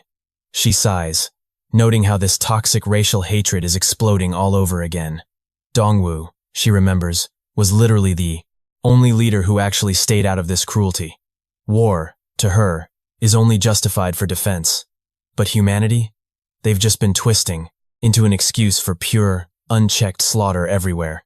Back on the ground, Dongwoo pushes forward through the wreckage of this broken city, desperate for answers. From what he recalls, his 511th Squad were honorable soldiers with insane discipline and morals. After beating that dragon, they actually freed the surviving demons. So why this? Elsewhere in these burning streets, a cruel human soldier corners little Tanya. She screams for her mom. The mother bravely shields her, begging her daughter to just run. Suddenly, a fierce blue aura flares up, deep inside Tanya, right before she completely blacks out. Captain Bay from the 511th Squad watches this tragic scene with a sick, twisted smile, mocking the demon woman's desperate charm. Watching this horror unfold, Dongwoo realizes something absolutely unforgivable is going down here. Flashback. A heavy door swings open to a room full of pure joy. Everyone's cheering. The lady of the house just delivered a perfectly healthy baby boy. Juan bursts into the room, breathlessly asking to see his son. The guards outside just smile, whispering. They've literally never seen their stoic leader this overjoyed. Huan gently scoops up his tiny newborn. Holding him close, he makes a powerful vow to raise this boy to become an unstoppable warrior who will protect the kingdom of Yun forever. Snap back to the present. A massive, blinding, golden, lightning strike completely shreds the sky, violently blasting the dragon. Even while burning, Huan fiercely roars that he'll absolutely never, ever, let human garbage destroy his beloved kingdom. But the elite human warrior standing across from him, he doesn't even flinch, just completely unfazed. With zero emotion, the guy smirks. Gotta say, your health bar is ridiculously huge for a lizard. But playtime's over. He lunges straight at Huan, aiming a devastating strike right at the dragon's skull. Lethal golden waves slice the battlefield. And honestly, it's painfully obvious that Huan just can't tank this kind of damage. The human lands gracefully, absolute pure arrogance, keeping one hand casually stuffed in his pocket. Huan violently shifts back into his human form. The brutal realization hits him this guy was literally just playing with his food. At Huan's current level, absolutely nobody stands a chance of surviving this monster. Disappointed, the human warrior coldly sighs that this fight was pathetic. Slowly raising his glowing blade, he moves in for the final kill. But smash! Someone totally intercepts the lethal blow. Shocked, the arrogant human glances up while the surviving demons gasp in absolute disbelief. For a split second, you'd think Dongwu saved the day. But no, it's Wujin. The son just jumped in to shield his dad. Wujin fiercely roars that he's gonna slaughter this invader. But Huan angrily scolds him, begging the kid to stop being an idiot. He needs to run because he is totally outclassed here. But Wujin just snaps back, voice cracking. Is that honestly how weak you think I am? Am I seriously just a burden to you? Flashback time. Wujin remembers, being a kid, when someone asked who his ultimate hero was. His answer? Instant and proud. The legendary general charging fearlessly into the front lines. To him, his dad was absolute perfection. He excitedly remembers handing over his academy scores, practically glowing with pride that he maxed out his military strategy grades. But Huan, barely glancing up, he coldly muttered, "Good to know," brushing his son off. Absolutely crushed, little Wujin walked away in silence. Years later, completely battle-tested, he stood before his father again, proudly declaring his new top-tier military rank, first place in the military exams. But his dad just coldly replied that he did the exact same thing back in his youth, showing zero excitement, absolutely none. Wujin walked away completely crushed. Fast forward a few years, our boy literally makes it to Lieutenant General. He rushed to tell him. But Huan, still completely stone-faced. Wujin finally snapped, screaming, "Will I ever be good enough for you?" Now, back in the present. The human warrior looks seriously impressed as Wujin steps up. Huan panics, desperately screaming at his son to fall back, warning that this guy is an absolute monster. But Wujin, he doesn't care. He straight up declares that whether it's a god, a demon, or a Buddha, any enemy invading their home is getting eliminated, period. Huan tries one last time to hold his son back, agonizing over the fact that Wujin has no idea how terrifying humans can truly be. But our guy completely ignores the warning. He just launches himself straight forward, smashing the enemy's sword to pieces and instantly obliterating 2 soldiers. The human warrior, suddenly sweating. He watches in pure shock as his defensive armor shatters like glass. Huan, watching all this unfold, is absolutely mind-blown. His son just wiped out 2 elites with just 1 strike. Wujin doesn't say a word. His aura? Absolutely suffocating. The human warrior finally braces himself, forced to admit that this demon is built completely different. And yeah, he's right. Wujin launches into the sky, pure, raw power exploding from his body. The human is definitely sweating now. Wujin charges up blinding green energy swirling in his hand. But wait, this isn't just an attack. This is a full-blown transformation. Wujin literally shifts into a massive, terrifying purple dragon. His dad's jaw drops. He stands there completely shocked, wondering when did this happen? When did his kid actually surpass him? Suddenly, a memory hits. Years ago, after Wujin proudly dropped off that perfect report card, Huan had paused to actually look at it. Seeing those flawless grades, a massive, proud smile broke across his face. He whispered that his boy was brilliant. But when Wujin came back for it, Juan instantly masked his pride. Back to the cold, strict dad routine. Why? Because all he genuinely wanted was for his kid to have a safe, completely normal life. He just couldn't grasp why Woojin was so dead set on joining the deadly military. Later on, when an officer reported that Woojin took first place in the brutal military exams, secretly, Juan was absolutely thrilled. He knew his kid was destined for greatness. But here's the catch. This completely ruined his plans for Woojin's safety. Even his loyal servant had realized that whenever Woojin's name was mentioned, the stoic general's emotions were a total mess. We then cut to Juan, sitting quietly under a tree, staring at a lonely gray stone, his wife's grave. He sat there questioning why he ever fell so hard, for a woman so deeply tied to the bloody life of a soldier. But one thing was clear, their son was an absolute prodigy. In the past, while he was out commanding wars on the front lines, she ran everything back home. But she passed away way too soon. And now, he had no clue how to raise this reckless kid. From day one, his ultimate goal was keeping Woojin out of danger, giving him a normal, boring life full of quiet safety. But right now, Juan realizes he made a massive mistake. Boom! Woojin unleashes a devastating dragon's breath. The human warrior tries to block it, but the laser beams right through his guard. An earth-shattering explosion rocks the battlefield. Woojin just floats there, watching through the smoke. But wait, the dust clears, and the human is completely spotless, just laughing. Finally, he yells a demon. Who can actually give me a real fight? The guy steps up, grinning. Time for the main event, he declares, tossing his weapon aside. He taunts that the real chaos starts right now. But Juan, he goes completely pale. He recognizes the schematics of that new weapon. This isn't just some standard gear. Woojin, though, zero fear. He literally gestures for the guy to bring it. But out of nowhere, Juan dives straight into the line of fire. He's desperately trying to warn his son about the blade, but the enemy doesn't hesitate. He swings. Woojin freezes in absolute shock, as the entire landscape behind him is instantly erased. Juan's worst nightmare confirmed this is the legendary blade that slices through literally reality itself. The whole fortress starts crumbling to dust, and a massive bloody gash splits Woojin's arm. Binji and the elders scream out in pure panic. Juan steps up, blood dripping, finally breaking his silence. I was so wrong all these years. I should have told you. A lifetime ago, you are my greatest pride. Woojin is completely shattered. Tears pour down his face as he watches his father's severed arm hit the dirt. The old man is horribly wounded, but he just smiles through the agony. He looks at his boy, swearing that he is destined to become an absolute legend, probably the most terrifying, powerful general their demon race has ever seen. And because of that, Juan declares that Woojin has to live through this. This human psycho standing there, he's packing the Abyss Blade, a cheat code weapon that can literally execute double S rank entities. Honestly, even if their entire demon kingdom teamed up right now, they'd still get completely wiped out by this guy. Juan realizes it's time. He has only one move left, his ultimate hidden trump card. A deadly secret he's kept buried for decades just to keep their nation safe. He's activating the absolute defense. Woojin knows exactly what this insane skill does. He panics, begging his dad to cancel it. Why are you throwing your life away like this?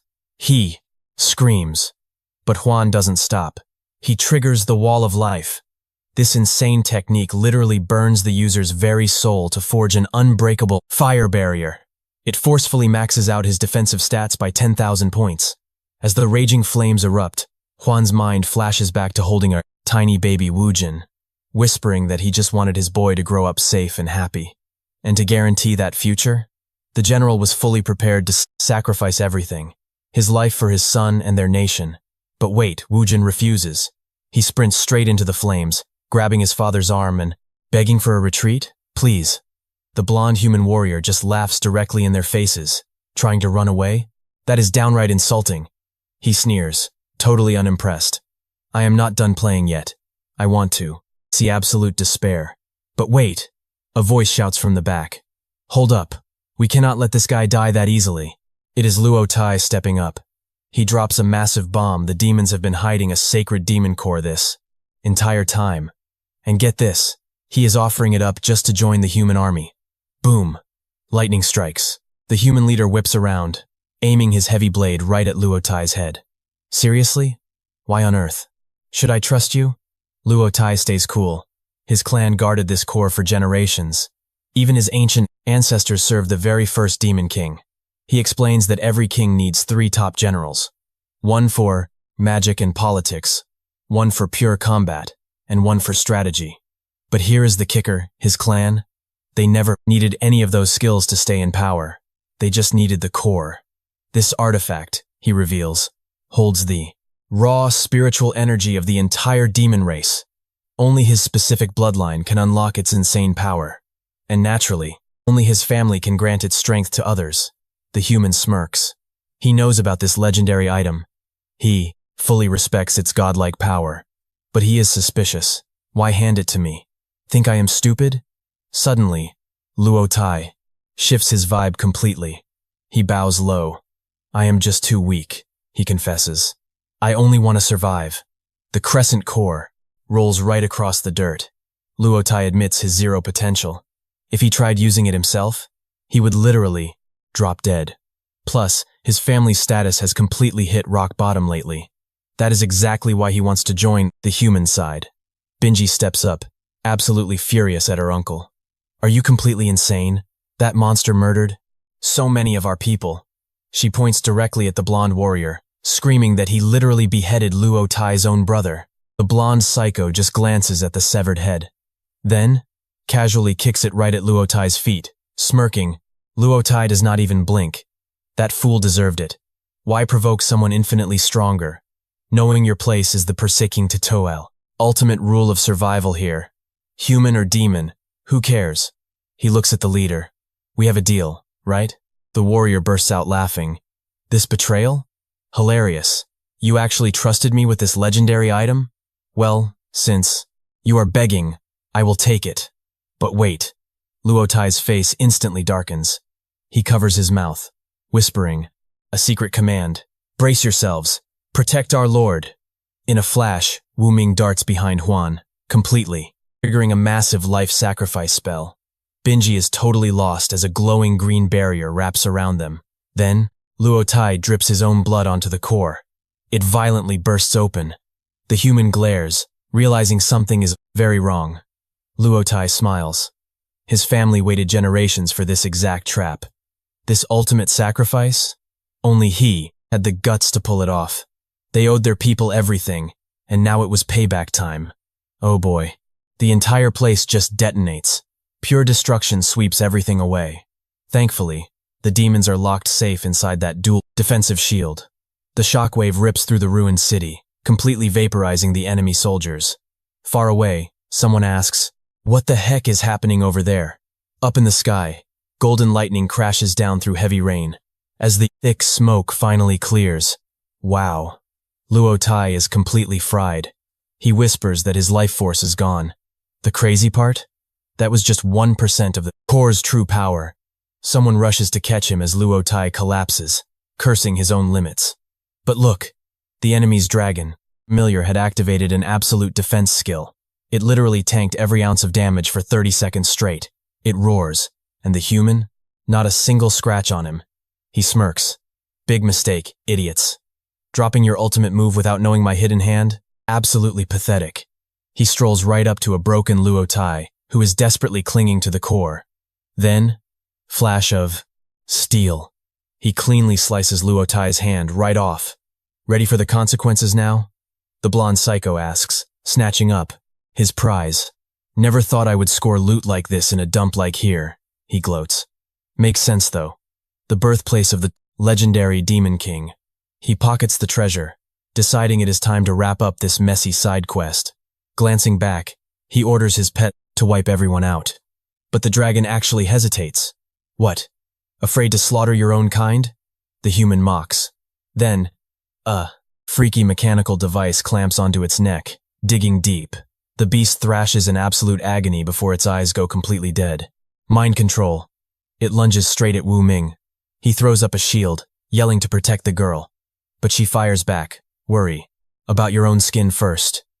The blonde human just stands there, sighing. Demons are always so utterly exhausting.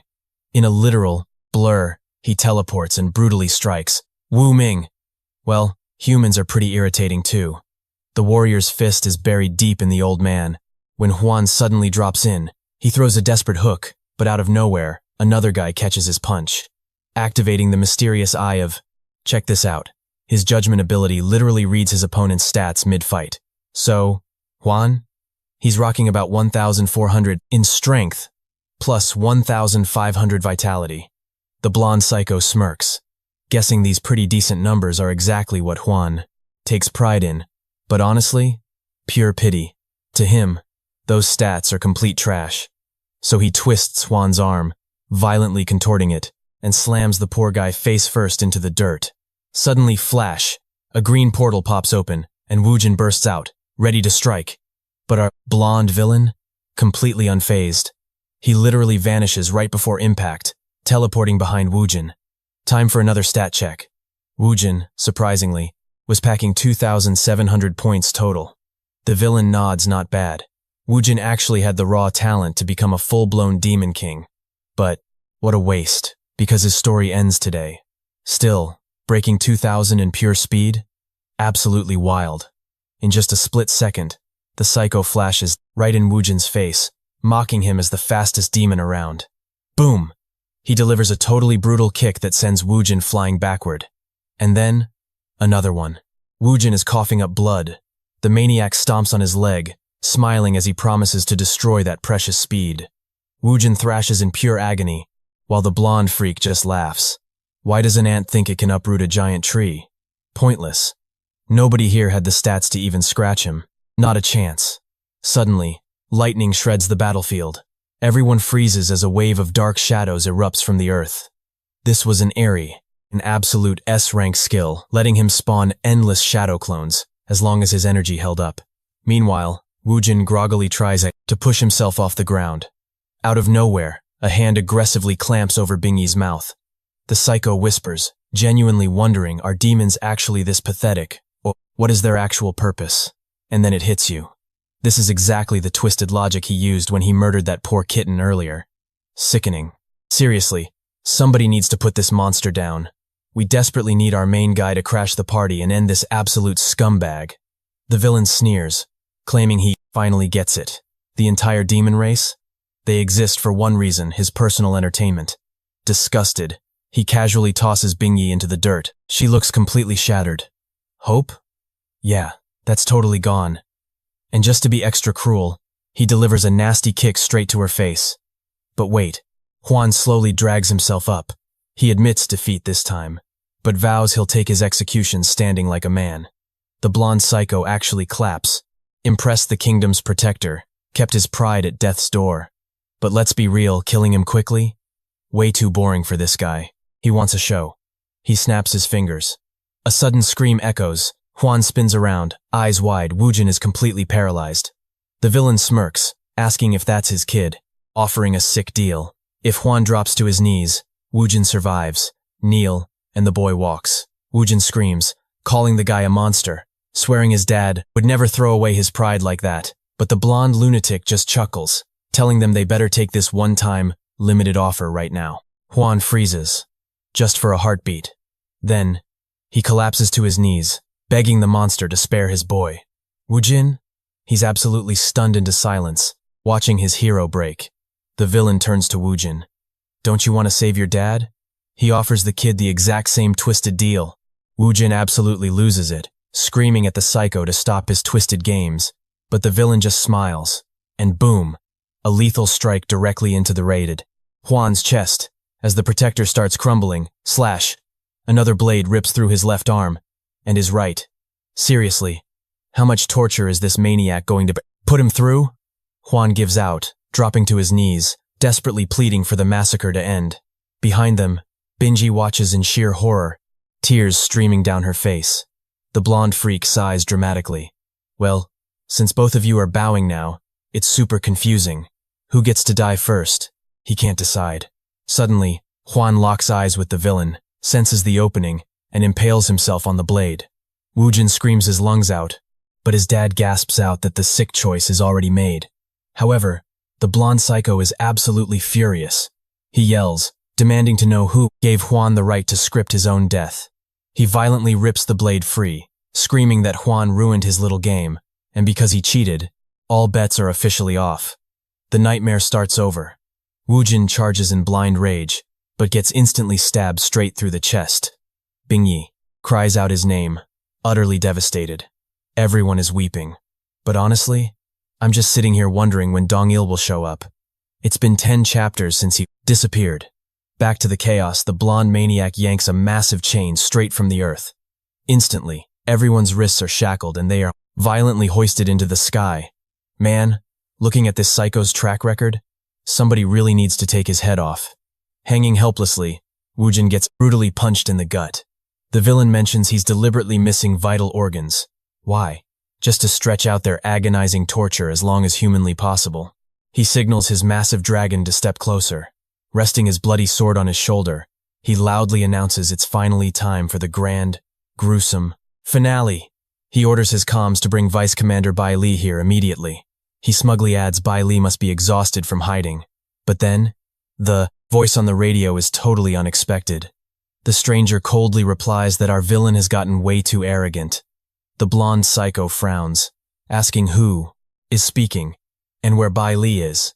Someone behind him shouts, "Bai Li is right there." He turns around, and boom! Dong-il has finally arrived with his S-rank squad of 7. Dong-il's eyes are ice cold. He says he's watched plenty, totally disgusted that this trash would sink to such pathetic depths just for a little more power. Dong-il practically radiates guilt, blaming himself for letting his people suffer this absolute nightmare. Honestly, he feels he really shouldn't have seen this coming. A beast is always a beast. And for every single atrocity this man committed, he absolutely deserves a slow, incredibly painful execution. The blonde villain just scoffs, calling Dong-il another piece of garbage. Zip! He vanishes from the dragon's side, bragging that he'll finish this quickly. He pops up right in front of Dong-il, smiling. But then, bam! He takes a punch to the face so unbelievably hard and the glasses shatter instantly. He couldn't even process the sheer force before Donga completely pins him to the wall, leaving the blonde dude absolutely baffled about what just went down. Donga glares at him. Honestly, our guy doesn't even know where to start. This traitor literally rebelled against military law, terrorized the innocent women of the city, and slaughtered his own brothers in arms. But Donga? Oh, he was going to make sure this scumbag paid in blood for every single crime. Completely lost, the blonde coward asks what the hell he means. Meanwhile, right behind them, Bo Li is desperately crawling away. He is panicking, realizing this demon is completely abnormal. Seriously, from day one, this supposed monster cared way too much about human lives. And boom, flashback time. We jump straight to the war-torn ruins of Yun City. Bai orders his terrifying ice puppet to spare the little girl for now. Why? Because this creep wanted to mess with the beautiful mother first, while poor little Keisha watched her mom suffer. The absolute villain licks his lips, totally mocking them about traumatizing the kid. But right at that very second, crash! A massive shockwave hits out of nowhere, sending ice fragments everywhere. Donga just obliterated the puppet into dust. Furious, the bad guy screams, demanding to know why these trash-tier demons keep ruining his perfect setup. He instantly chants a spell, summoning an elite-level, monstrous puppet right to his side. He boasts that this beast carries half his actual blood and raw power. But guess what?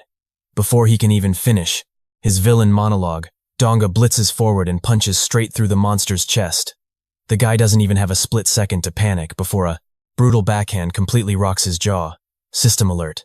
Taking down another threat to humanity just dropped a massive 500,000 experience points. On top of that epic reward, he unlocks a broken copy skill. Now he can literally swap out his own abilities with the techniques of anyone he absolutely destroys. Donga grabs the guy, demanding the cold hard truth. He wants to know exactly what went down with his squad. After getting choked out, Bai finally cracks. He admits that the original leader, Captain Xiafang Liu, was targeted during a massive banquet. That party was a trap to pull off their twisted coup.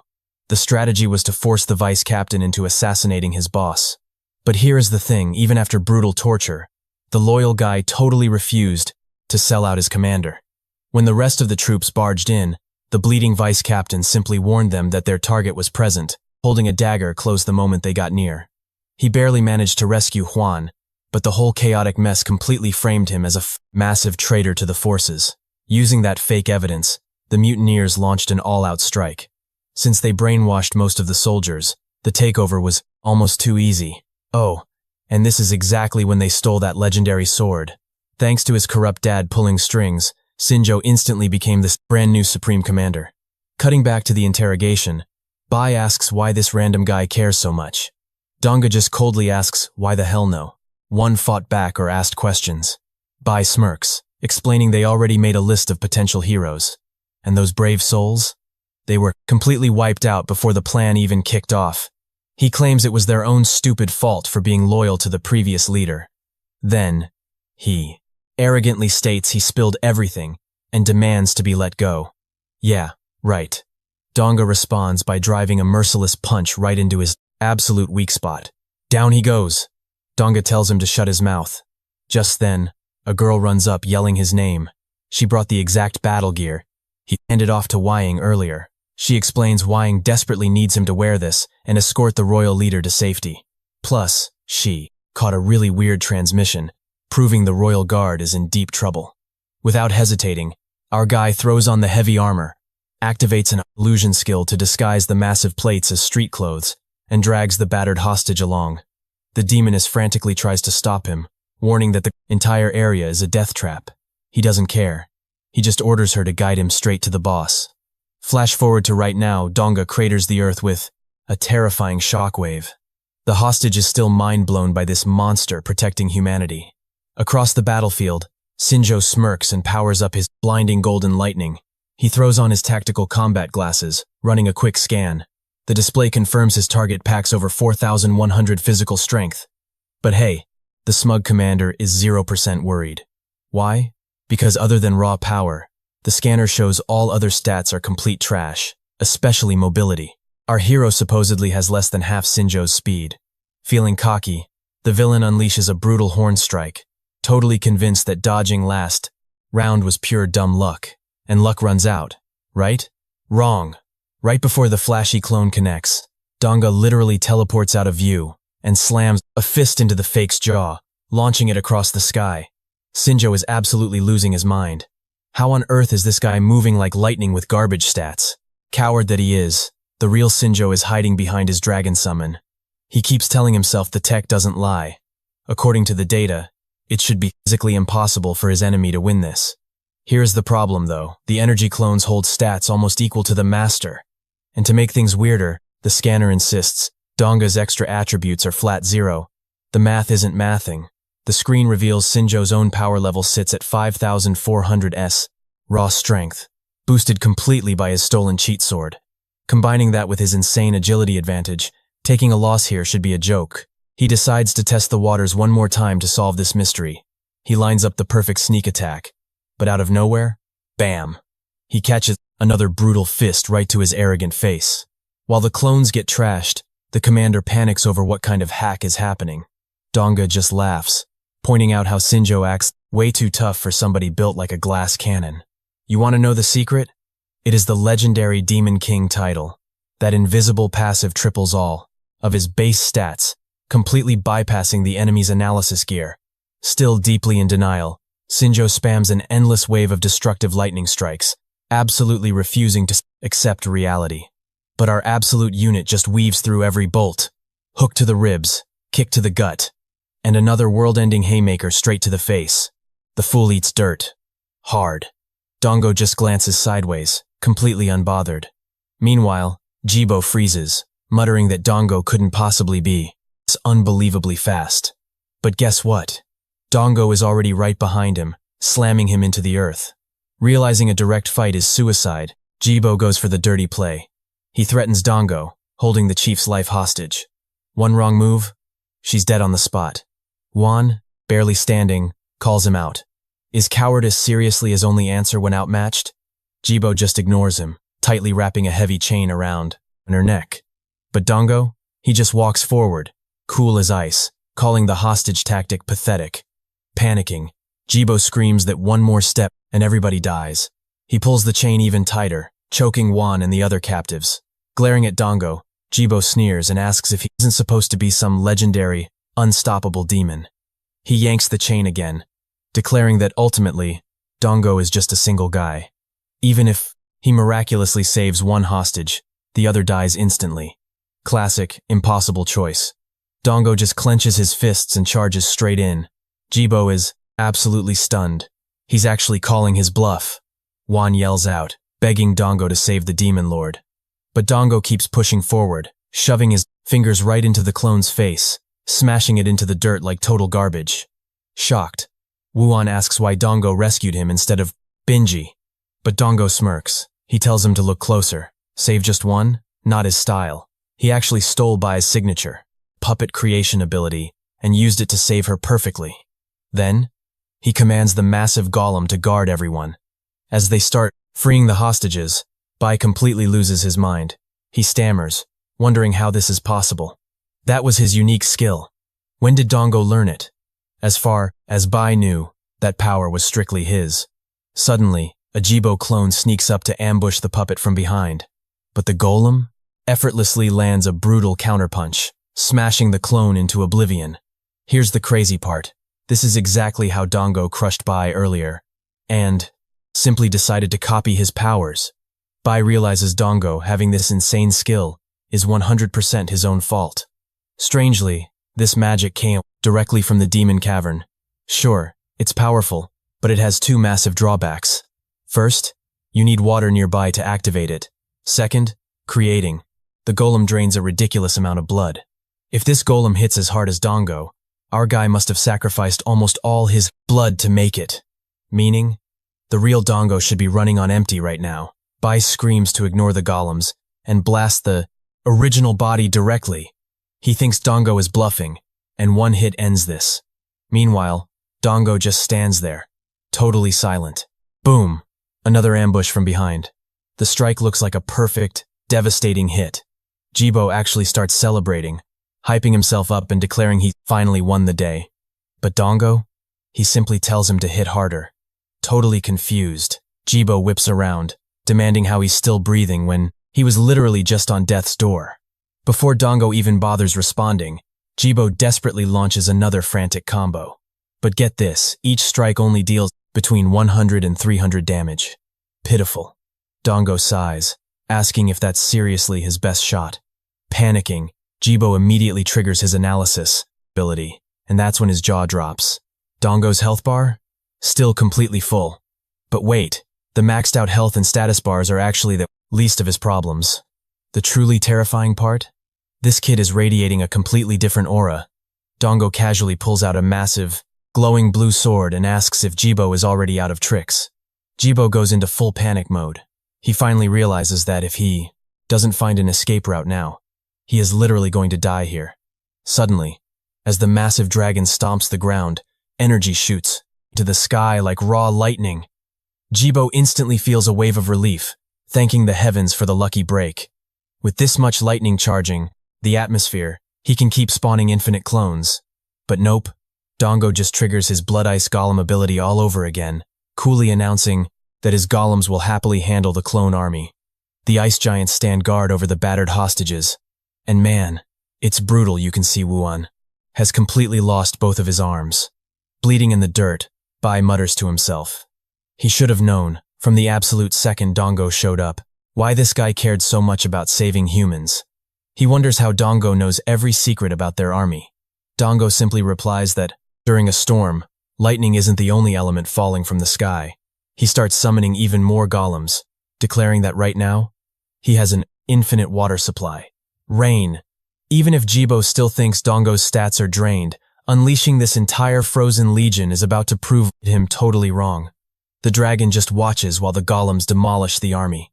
Jibo stares at the beast, terrified, wondering why it isn't moving. Guess what? That's when Dongo teleports right next to him. Boom! He triggers a glowing celestial transformation directly in his fist, and buries another devastating punch straight into Jibo's face. Dongo looks down at him, stating this dragged on long enough. This war? It ends today. At the last second, Jibo substitutes a clone to cheat death again. Reality finally hits him in a straight-up fistfight. Zero chance of winning, but the gears are turning. He's finally figuring out the kid's combat loop.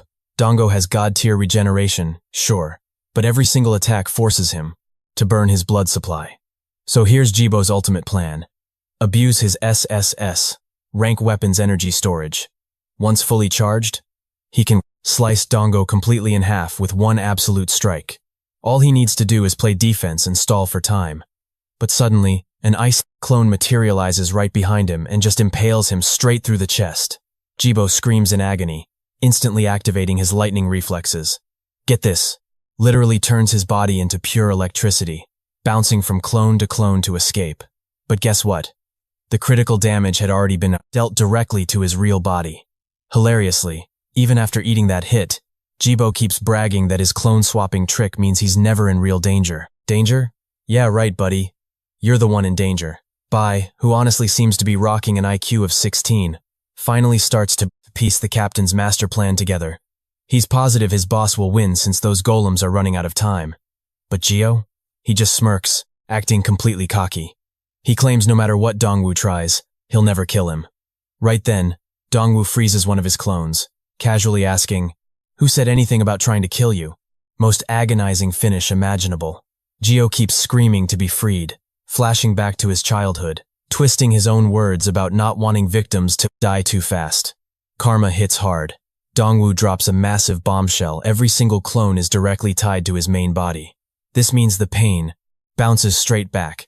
Exhausted, Gio panics, wondering how Dongwu knew this secret. Our MC doesn't blink, simply listing off every horrific crime he committed, making it clear that a quick death is too good for him. Bam! He shatters a clone's head, sending the real Gio crashing down in absolute agony. The ice creatures go feral, ripping through the remaining copies. Dongwu tears into another one, reminding Gio that he will feel every single hit. Payback time. He has to answer for all that suffering he caused. Face down in the dirt, Bai finally gets it. The captain's insane ability is literally their worst nightmare.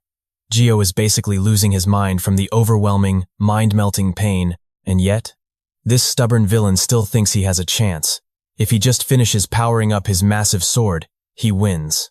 Finally, the weapon hits maximum charge. He hoists it high, screaming that this one epic strike will completely wipe the entire demon clan off the map. A blinding golden beam blasts into the clouds. But wait! We suddenly flash back to a tiny, mysterious creature, just bouncing between branches in the forest. It ducks behind tall grass, peeking out nervously. A soldier marches right past, asking if anyone has spotted the legendary lightning dragon. But this little guy, hiding in the branches, watches them walk by. Then, it bumps into a much younger Dongwu. Startled, the poor thing actually tries to launch an attack. Our boy doesn't flinch, gently offering it food. He tells it he absolutely despises this war between humans and demons. It's leaving innocent people starving. All he wants is peace. Snap back to reality. In the present, Gio screams his lungs out, declaring that this is Dongwu's absolute end. This ultimate strike will obliterate the demons forever. The massive dragon stares down at the two of them, and Dongwu simply reaches his hand forward, completely calm, and whispers, "Return." The blonde villain is totally hyped up, ready to drop the final hammer, when suddenly, the entire epic weapon shatters into pieces. It rockets through the air, instantly rebuilding itself right inside Dongwu's grip. He smirks, saying it's finally back with its rightful owner. Gio stands there looking like an absolute fool, totally stunned. He endured pure hell just to wield that blade. So, what just happened? Dongwu casually thanks the guy for acting like a battery to recharge his weapon. Approaching the broken villain, he lifts the epic blade, unleashing a massive tornado of raw power. The clones vaporize, and a sphere of pure energy wraps around them.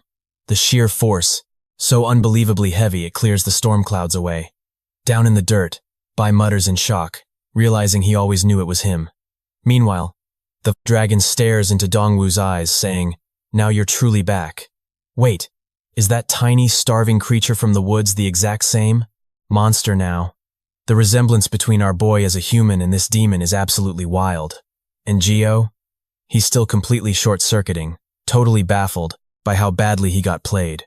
Most remaining clones fade into dust, and all that dark, heavy energy just washes away completely. Our villain hits his knees in defeat, completely surrounded by monstrous creatures. The glowing sword stops inches from his face, and Dongwu makes it official this war is over. Suddenly, we flash back to the Sacred Kingdom, 2 years ago. People in the crowd point, asking if anyone saw the demon crash down from the sky. Dongwu replies, telling them to bring the beast inside. Now, I know the lore gets a little tangled here, but trust me, it was our main guy.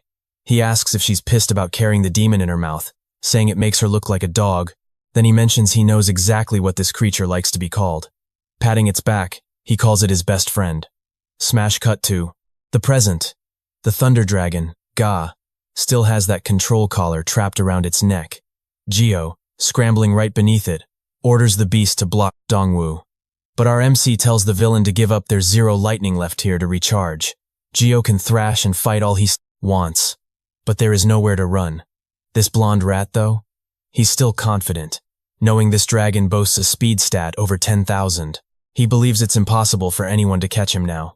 He slams the detonator button, commanding the massive beast to swoop down and grab him, threatening to detonate it otherwise. The dragon visibly resists the command, literally sobbing. Guys, this is the very first time we've ever seen a dragon with actual tears streaming down its face.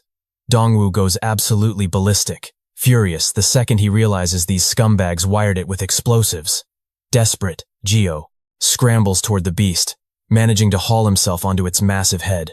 Meanwhile, Bai pathetically begs to hitch a ride, but gets completely ignored as the dragon launches into the sky. Flying away, the villain mutters that it was all worth it. He's still escaping with a magic core. Watching below, Vyman mentions that at this speed, the guy will escape clean. Woing looks at Dongwu, noticing our protagonist suddenly seems completely frozen. Dongwu is literally inches away from just giving up. Why? Because taking a shot at Geo means risking his best friend's life. It's tearing him apart. He's totally disheartened until a familiar voice echoes straight into his mind. Someone telling him they believe in him. It was the dragon itself. It trusts him completely, meaning there's 0 hesitation left. High above, the villain desperately clings on to the dragon, which, he asked Dongwu, remember that old game we used to play? Suddenly, the dragon snapped forward, catching Jinbiao right out of the sky. With the guy trapped in its jaws, the beast locked eyes with Dongwu. His turn now. Dongwu didn't even flinch, just gripped his blade, still dangling from those massive teeth.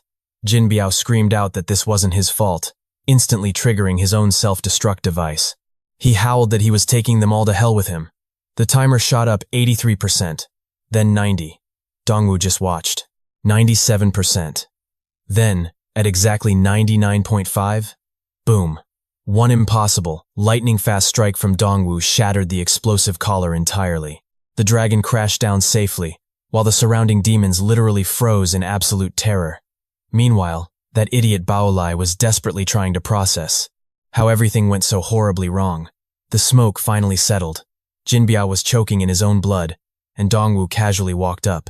The guy actually started begging for mercy, which is insane, considering half his torso was gone. Surviving wasn't even an option anymore. Clawing miserably at the dirt, he cried out, why did he have to be absolutely ruined? Dongwu's eyes went ice cold. He told him straight up, the second you betrayed me, you signed your own death warrant. Jinbiao looked completely lost. Betrayal? What betrayal? They hadn't even met. But Dongwu wasn't handing out free explanations. He raised his heavy sword, staring dead at him. When you see Yanha in hell, he whispered, get on your knees and beg. At that exact microsecond, it clicked. Sha Fangleo. But too late. His face was torn open. Oh, it all makes sense now. The guy they framed and ruined in this timeline? Sha Fangleo, our main character from the previous life, now back in the past. And holy hell, things just went from bad to worst for Jinbiao. He took a brutal strike for every single sin he ever committed. The dude was getting carved up like literal sashimi. I genuinely thought Dongwu would just finish it. Nope, he just kept torturing him for all those crimes. How was he even breathing? Finally, the ultimate execution. Dongwu rained down 1,000,000 more strikes to settle the score, and just like that, game over. Witnessing this absolute slaughter, Baolai realized the horrifying truth. This beast was theirs. Sha Fangleo didn't desert them. He was pushed. The pieces connect.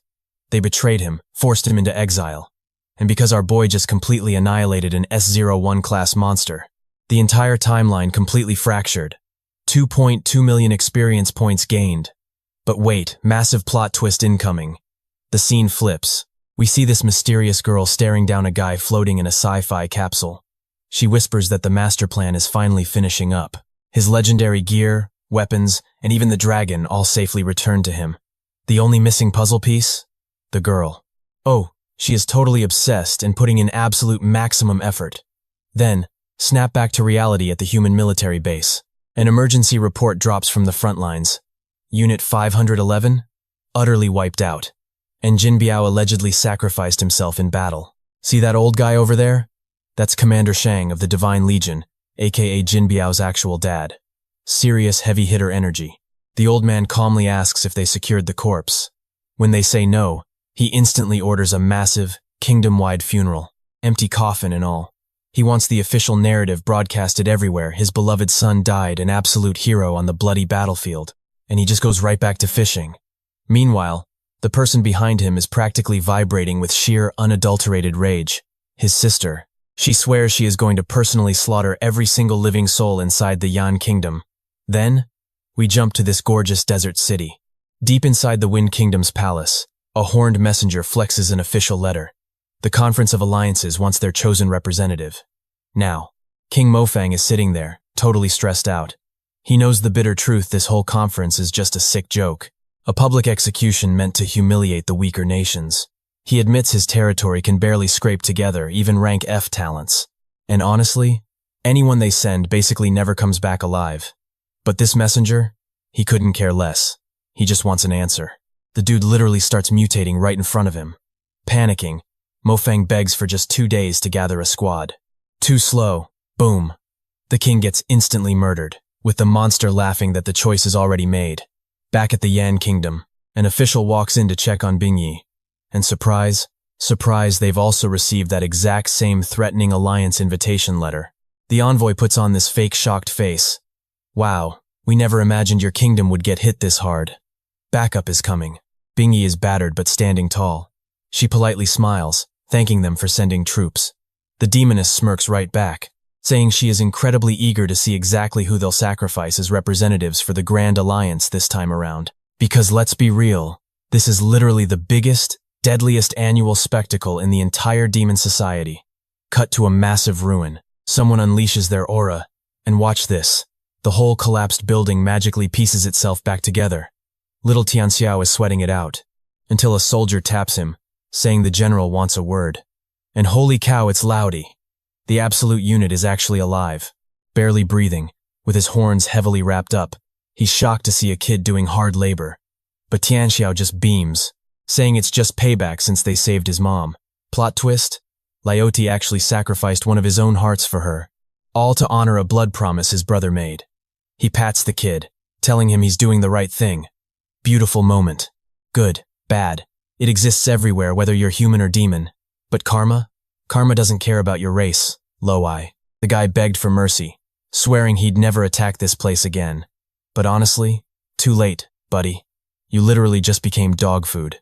Liati steps up, apologizing for his brother's absolute lies. He claims there's zero reason to mourn his death. But Cheno, he violently disagrees. Sure, the brother was absolutely terrifying. But Cheno distinctly remembers exactly what went down when the human army invaded. Total chaos in the city. That massive guy ordered the kid to run. His heart was already ripped out, and he refused to let it go to waste. Here's the catch. Right in the middle of their escape, they bumped into that absolute bastard. That's exactly when the big guy made his choice. He told the kid to take the heart straight to his mother and vanish. He swore he would stay behind and hold the line, just to buy him a few precious seconds. Tianxiao drops this massive bombshell in his final moments. The brother was a literal savior.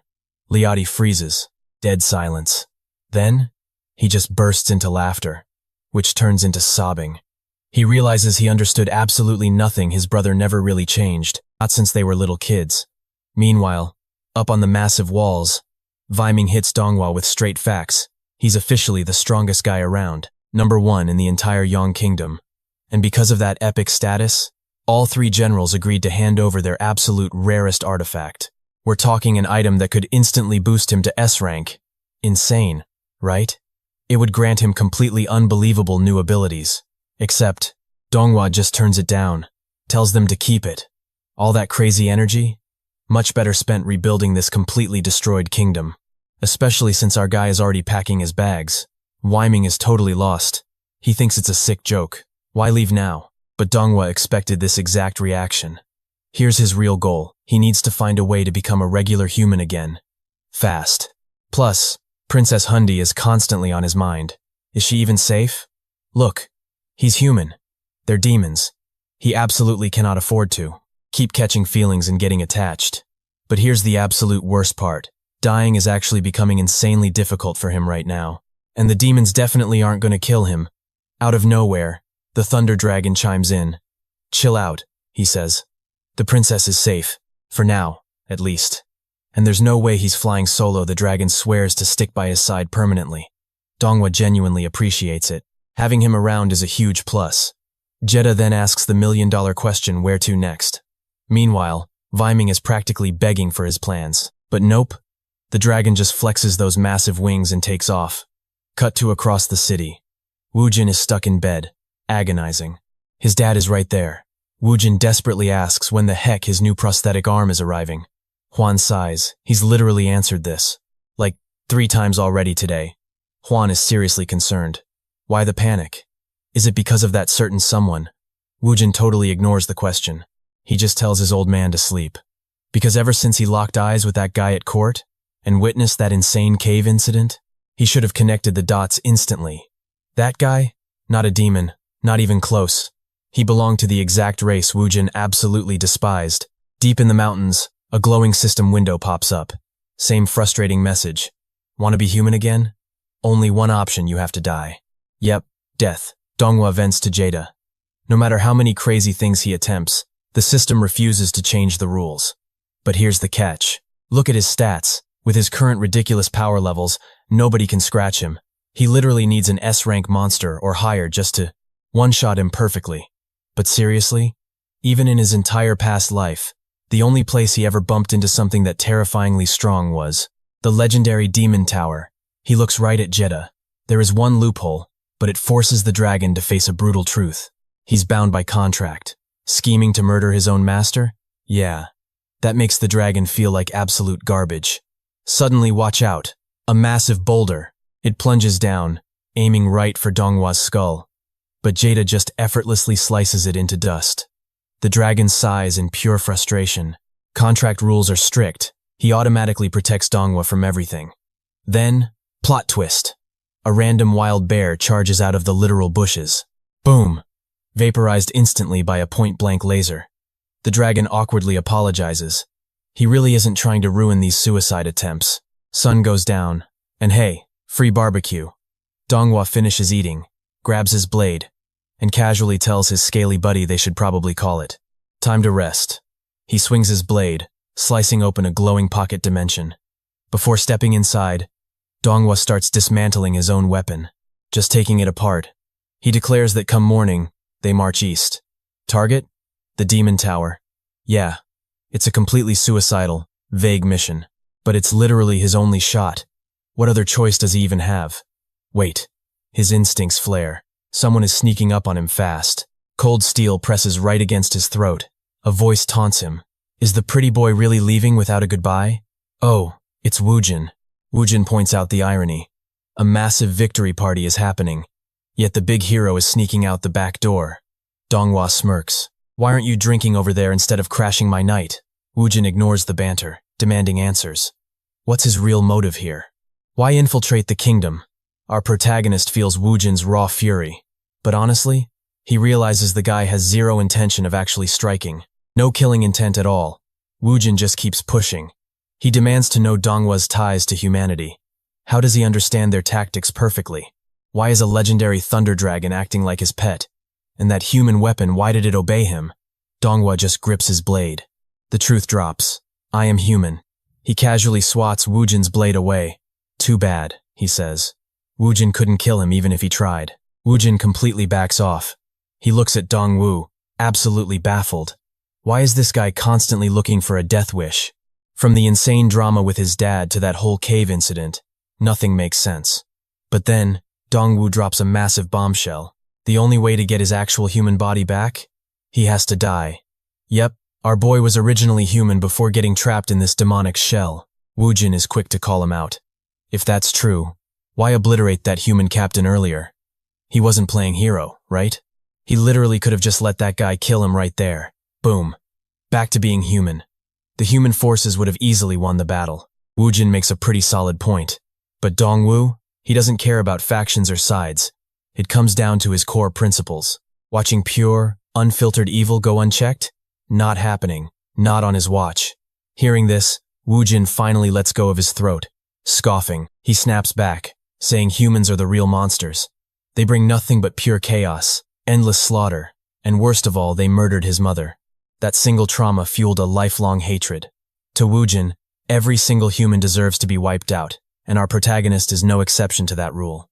But honestly, part of him really wished Dongwu was a true demon. The dragon spirit whispers to our hero, noticing Woojin's hidden vulnerability. The kid just wants some reassurance. But Dongwu? Ice cold. He turns his back, announcing he's out of there. The dragon is literally speechless. Getting emotionally attached just isn't an option for him. Right then, Woojin throws a curveball. In exactly 7 days, a massive event is happening. The Grand Alliance Tournament. We are talking the ultimate showdown between all 18 demon nations. Every single kingdom has to deploy their 2 absolute strongest fighters. This means a complete bloodbath featuring top-tier, S-class monsters. Woojin smirks. If our guy is so desperate to kick the bucket, this is it. The ultimate suicide mission. Sure, he might be the heaviest hitter in the Yun Kingdom, but facing the entire demonic world? Whole different ballgame. Okay, now Dongwu is actually paying attention. He raises an eyebrow. Legalized murder in the arena? No holding back? Woojin nods. Exactly. These fighters dive in without a single ounce of fear, putting their lives on the line for pure national glory. But let's be real, the Yun Kingdom is currently a total disaster. Nobody wants to be cannon fodder. So, the boss gave these 2 the green light. Woojin offers a twisted deal. He will literally help plan the perfect strategy for our hero to die. But there is one major, non-negotiable catch. No random enemy gets to claim that bounty. Woojin demands the right to land the final, lethal strike. Dongwu pauses for a second, then nods. Deal. It perfectly aligns with his goal anyway. Woojin then breaks down the lore. The Demonic Alliance? Built from 18, totally unique territories. Legend says the ultimate power sources are scattered across secret domains, and the demon factions currently hold massive control over 2 of them. This massive gathering does 2 things. 1. It forces all the big bosses into one room. 2. It crowns the absolute apex predator of the factions. And how do they pick the boss? A brutal, no-rules deathmatch held every 3 years. The underworld respects one thing, only raw, undeniable strength. The last one standing gets the ultimate crown, commanding the entire demonic race. Plus, it is basically a massive flex for the top-tier kingdoms. But Bingy suddenly chimes in, totally bursting their bubble. The whole honor and glory aspect? Long gone. Now, it is just a toxic pit of politics. Every participating nation brings dirty tricks and hidden agendas. They do not care about a fair fight. They just want the massive payout at the end. We are talking sending absolute psychopaths to cheat and murder their way to the top. Last time, only 5 fighters out of 36 walked out breathing. And shocker, every single competitor from the Yun Kingdom got completely wiped out. She practically begs them, saying there is still time to cancel. She offers to forge a withdrawal letter right then and there. But as she turns around, classic anime moment. The guys are totally gone. Poor Binyi is just talking to a wall. Cut to Dongwu, casually staring out the window of a massive flying warship, approaching the Flame Kingdom. The aesthetic here is wild. Think high-tech sci-fi gear, but it is literally being hauled by a massive dragon. Perfect blend of magic and machinery. They finally touch down in the blazing capital city, Bay. Bingy is absolutely amazed, pointing out how insanely the whole area has upgraded lately. She tells the crew to hurry up and secure their rooms before the massive welcoming banquet kicks off tonight. But guess what? They vanished. Again. Yep, our 2 troublemakers are already wandering the streets. Dongwu is super distracted by some glowing mystical fruits at a random market stall. Woojin is busy hyping himself up to land that finishing blow later, while our protagonist is just trying to buy a so-called legendary snack. The merchant hypes it up, Grown in cursed soil. Grants instant health regeneration. A super rare artifact. Wait for it. It is literally just a watermelon. Meanwhile, Woojin's jaw hits the floor. This random street vendor is casually selling high-tier magical weapons out in the open. Absolute madness. Back home, they have to run underground, top-secret facilities just to craft basic gear. The merchant overhears them and instantly starts talking trash. He totally roasts the Yun Kingdom, calling it a pathetic dump compared to the glorious Flame Kingdom. Way better economy, insane resources, massive territory. It is literally no contest. The guy then looks at Dongwu, assuming he is just a tourist here to buy popcorn and watch the big fights. Our boy almost agrees to avoid drama. But suddenly, a super arrogant scoff comes from right next to him. Enter a rival fighter from the Yu Kingdom. And yeah, she instantly starts throwing hands. Shanglin loudly mocks the Yun Kingdom, saying they must be desperate sending a complete joke like him. Woojin looks ready to commit a felony on the spot. But this girl just ignores his murderous glare, slapping fat stacks of cash on the counter. She buys out every single top-tier item in the shop, demands delivery to her luxury hotel, and leaves them with one final, incredibly disrespectful threat. The UK Kingdom might actually shock everyone this year. Honestly, it'd be great to see an underdog finally shake things up. Her only real rival? Her own people. Wu Yan immediately clocked her an absolute powerhouse A-rank demon. Later at the hotel, he told Binji that everyone around here was acting way too cocky. She just shrugged it off. Obviously, right? Nobody's going to play nice right before a massive championship. Here's the history when these epic tournaments first started out. Every single faction had roughly equal power. But over the years, the Flame, UK, and Lake Kingdoms just hoarded all the strength. And you know how it goes? With power, the strong just keep dominating. Especially since those top three always alternated their epic victories between themselves. The grand prize? A mythical stone guaranteed to boost a demon straight to S rank. Oh, and the winner instantly became Supreme Commander of 18 entire armies, getting full access to the Alliance mines. Dongo actually looked pretty impressed by all this. Mei whispered that they were standing before the absolute peak pride of all demons. But wait, suddenly, someone sneaked up right behind them. A guy, pushing a wheelchair user, rudely demanded to know if this was the Chang Bala Hotel. The girl, Chang Lin, snickered about bumping into those total weirdos from earlier. Wu Yan? He was furious, fists clenched, ready to throw hands. But Bingyi stayed chill, warning him not to take the bait. She reminded him the brutal tournament was kicking off soon. Meanwhile, our boy Dongo was chatting with the new squad who claimed they represented the Mist Kingdom. Dongo just smiled, warning them to bring their absolute A-game if they crossed paths in the arena. Bingyi, watching this, told everyone they needed to move. But suddenly, a bizarre energy spiked behind her. Swish! Her backpack just vanished into thin air. Dongo barely even blinked, casually looking around for this unseen thief. But get this, the guy from the Mist Kingdom confidently stepped right up, asking Dongo to protect his sister.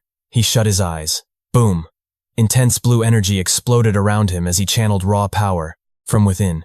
In seconds, the entire space flooded with an ocean of pure aura. His eyes snapped open. Gotcha. He thrust his hand out, blasting an ice strike that completely locked the invisible thief's leg in solid frost. The second the panicked thief looked up, Wu Yan was hovering, straight in his face, ready to dish out pure justice. Terrified, the invisible guy instantly broke down, screaming he was from the Fallen Kingdom and pleading desperately to avoid the guards. Over on the sidelines, Dongo was seriously impressed, praising the young guy for tracking the unseen robber so effortlessly. Binji was super grateful, straight up asking if he had already hit S rank. The kid, Lacey, humbly admitted the Mist Kingdom has never had an S rank demon, but he's grinding non-stop to achieve that dream. Cut to the massive hotel lobby as the whole crew enters, trying to get registered. A guard announces the roster is completely full. Nearby, some mysterious dude in a crisp white suit smirks, declaring the preliminaries are officially starting. Walking through the massive hallways, everyone is complaining about the crazy chaos and how packed this place is right now. Checking the time, Bingyi sighs, saying they're definitely missing the opening feast.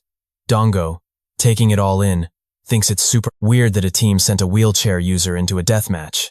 Finally, they reach the front, but Binji kindly waves the Mist Squad over, telling them to cut the line. The clerk rudely demands their documents, wondering why they aren't already prepared.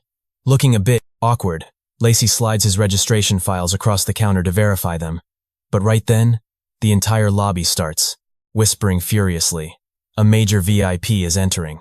Some guy chilling on a sofa mutters that this newcomer always has to make a flashy, dramatic entrance. Who is it? Brace yourselves, it's Lin Li, the absolute prodigy from the Lake Kingdom. This guy was basically a celebrity, and rumor had it they brought a wheelchair user purely as cannon fodder. Brutal, right? But check out her fiercely determined face when she talks. The second this royal entourage enters, their private security marches up, aggressively ordering everyone to clear a path. One guard literally screams at Lacey to shove off and get out of the private. Wait! Lacey just freezes. Bam! The guard violently shoves him into the dirt. His sister screams his name, but suddenly feels a firm hand on her shoulder. It's Dongo, staring with pure ice. The receptionist tells Lin Li his mother can completely skip registration. Lin Li answers, ordering his crew to escort her away while he signs the papers. Then wham! Out of literally nowhere, Dongo violently shoulder checks the superstar.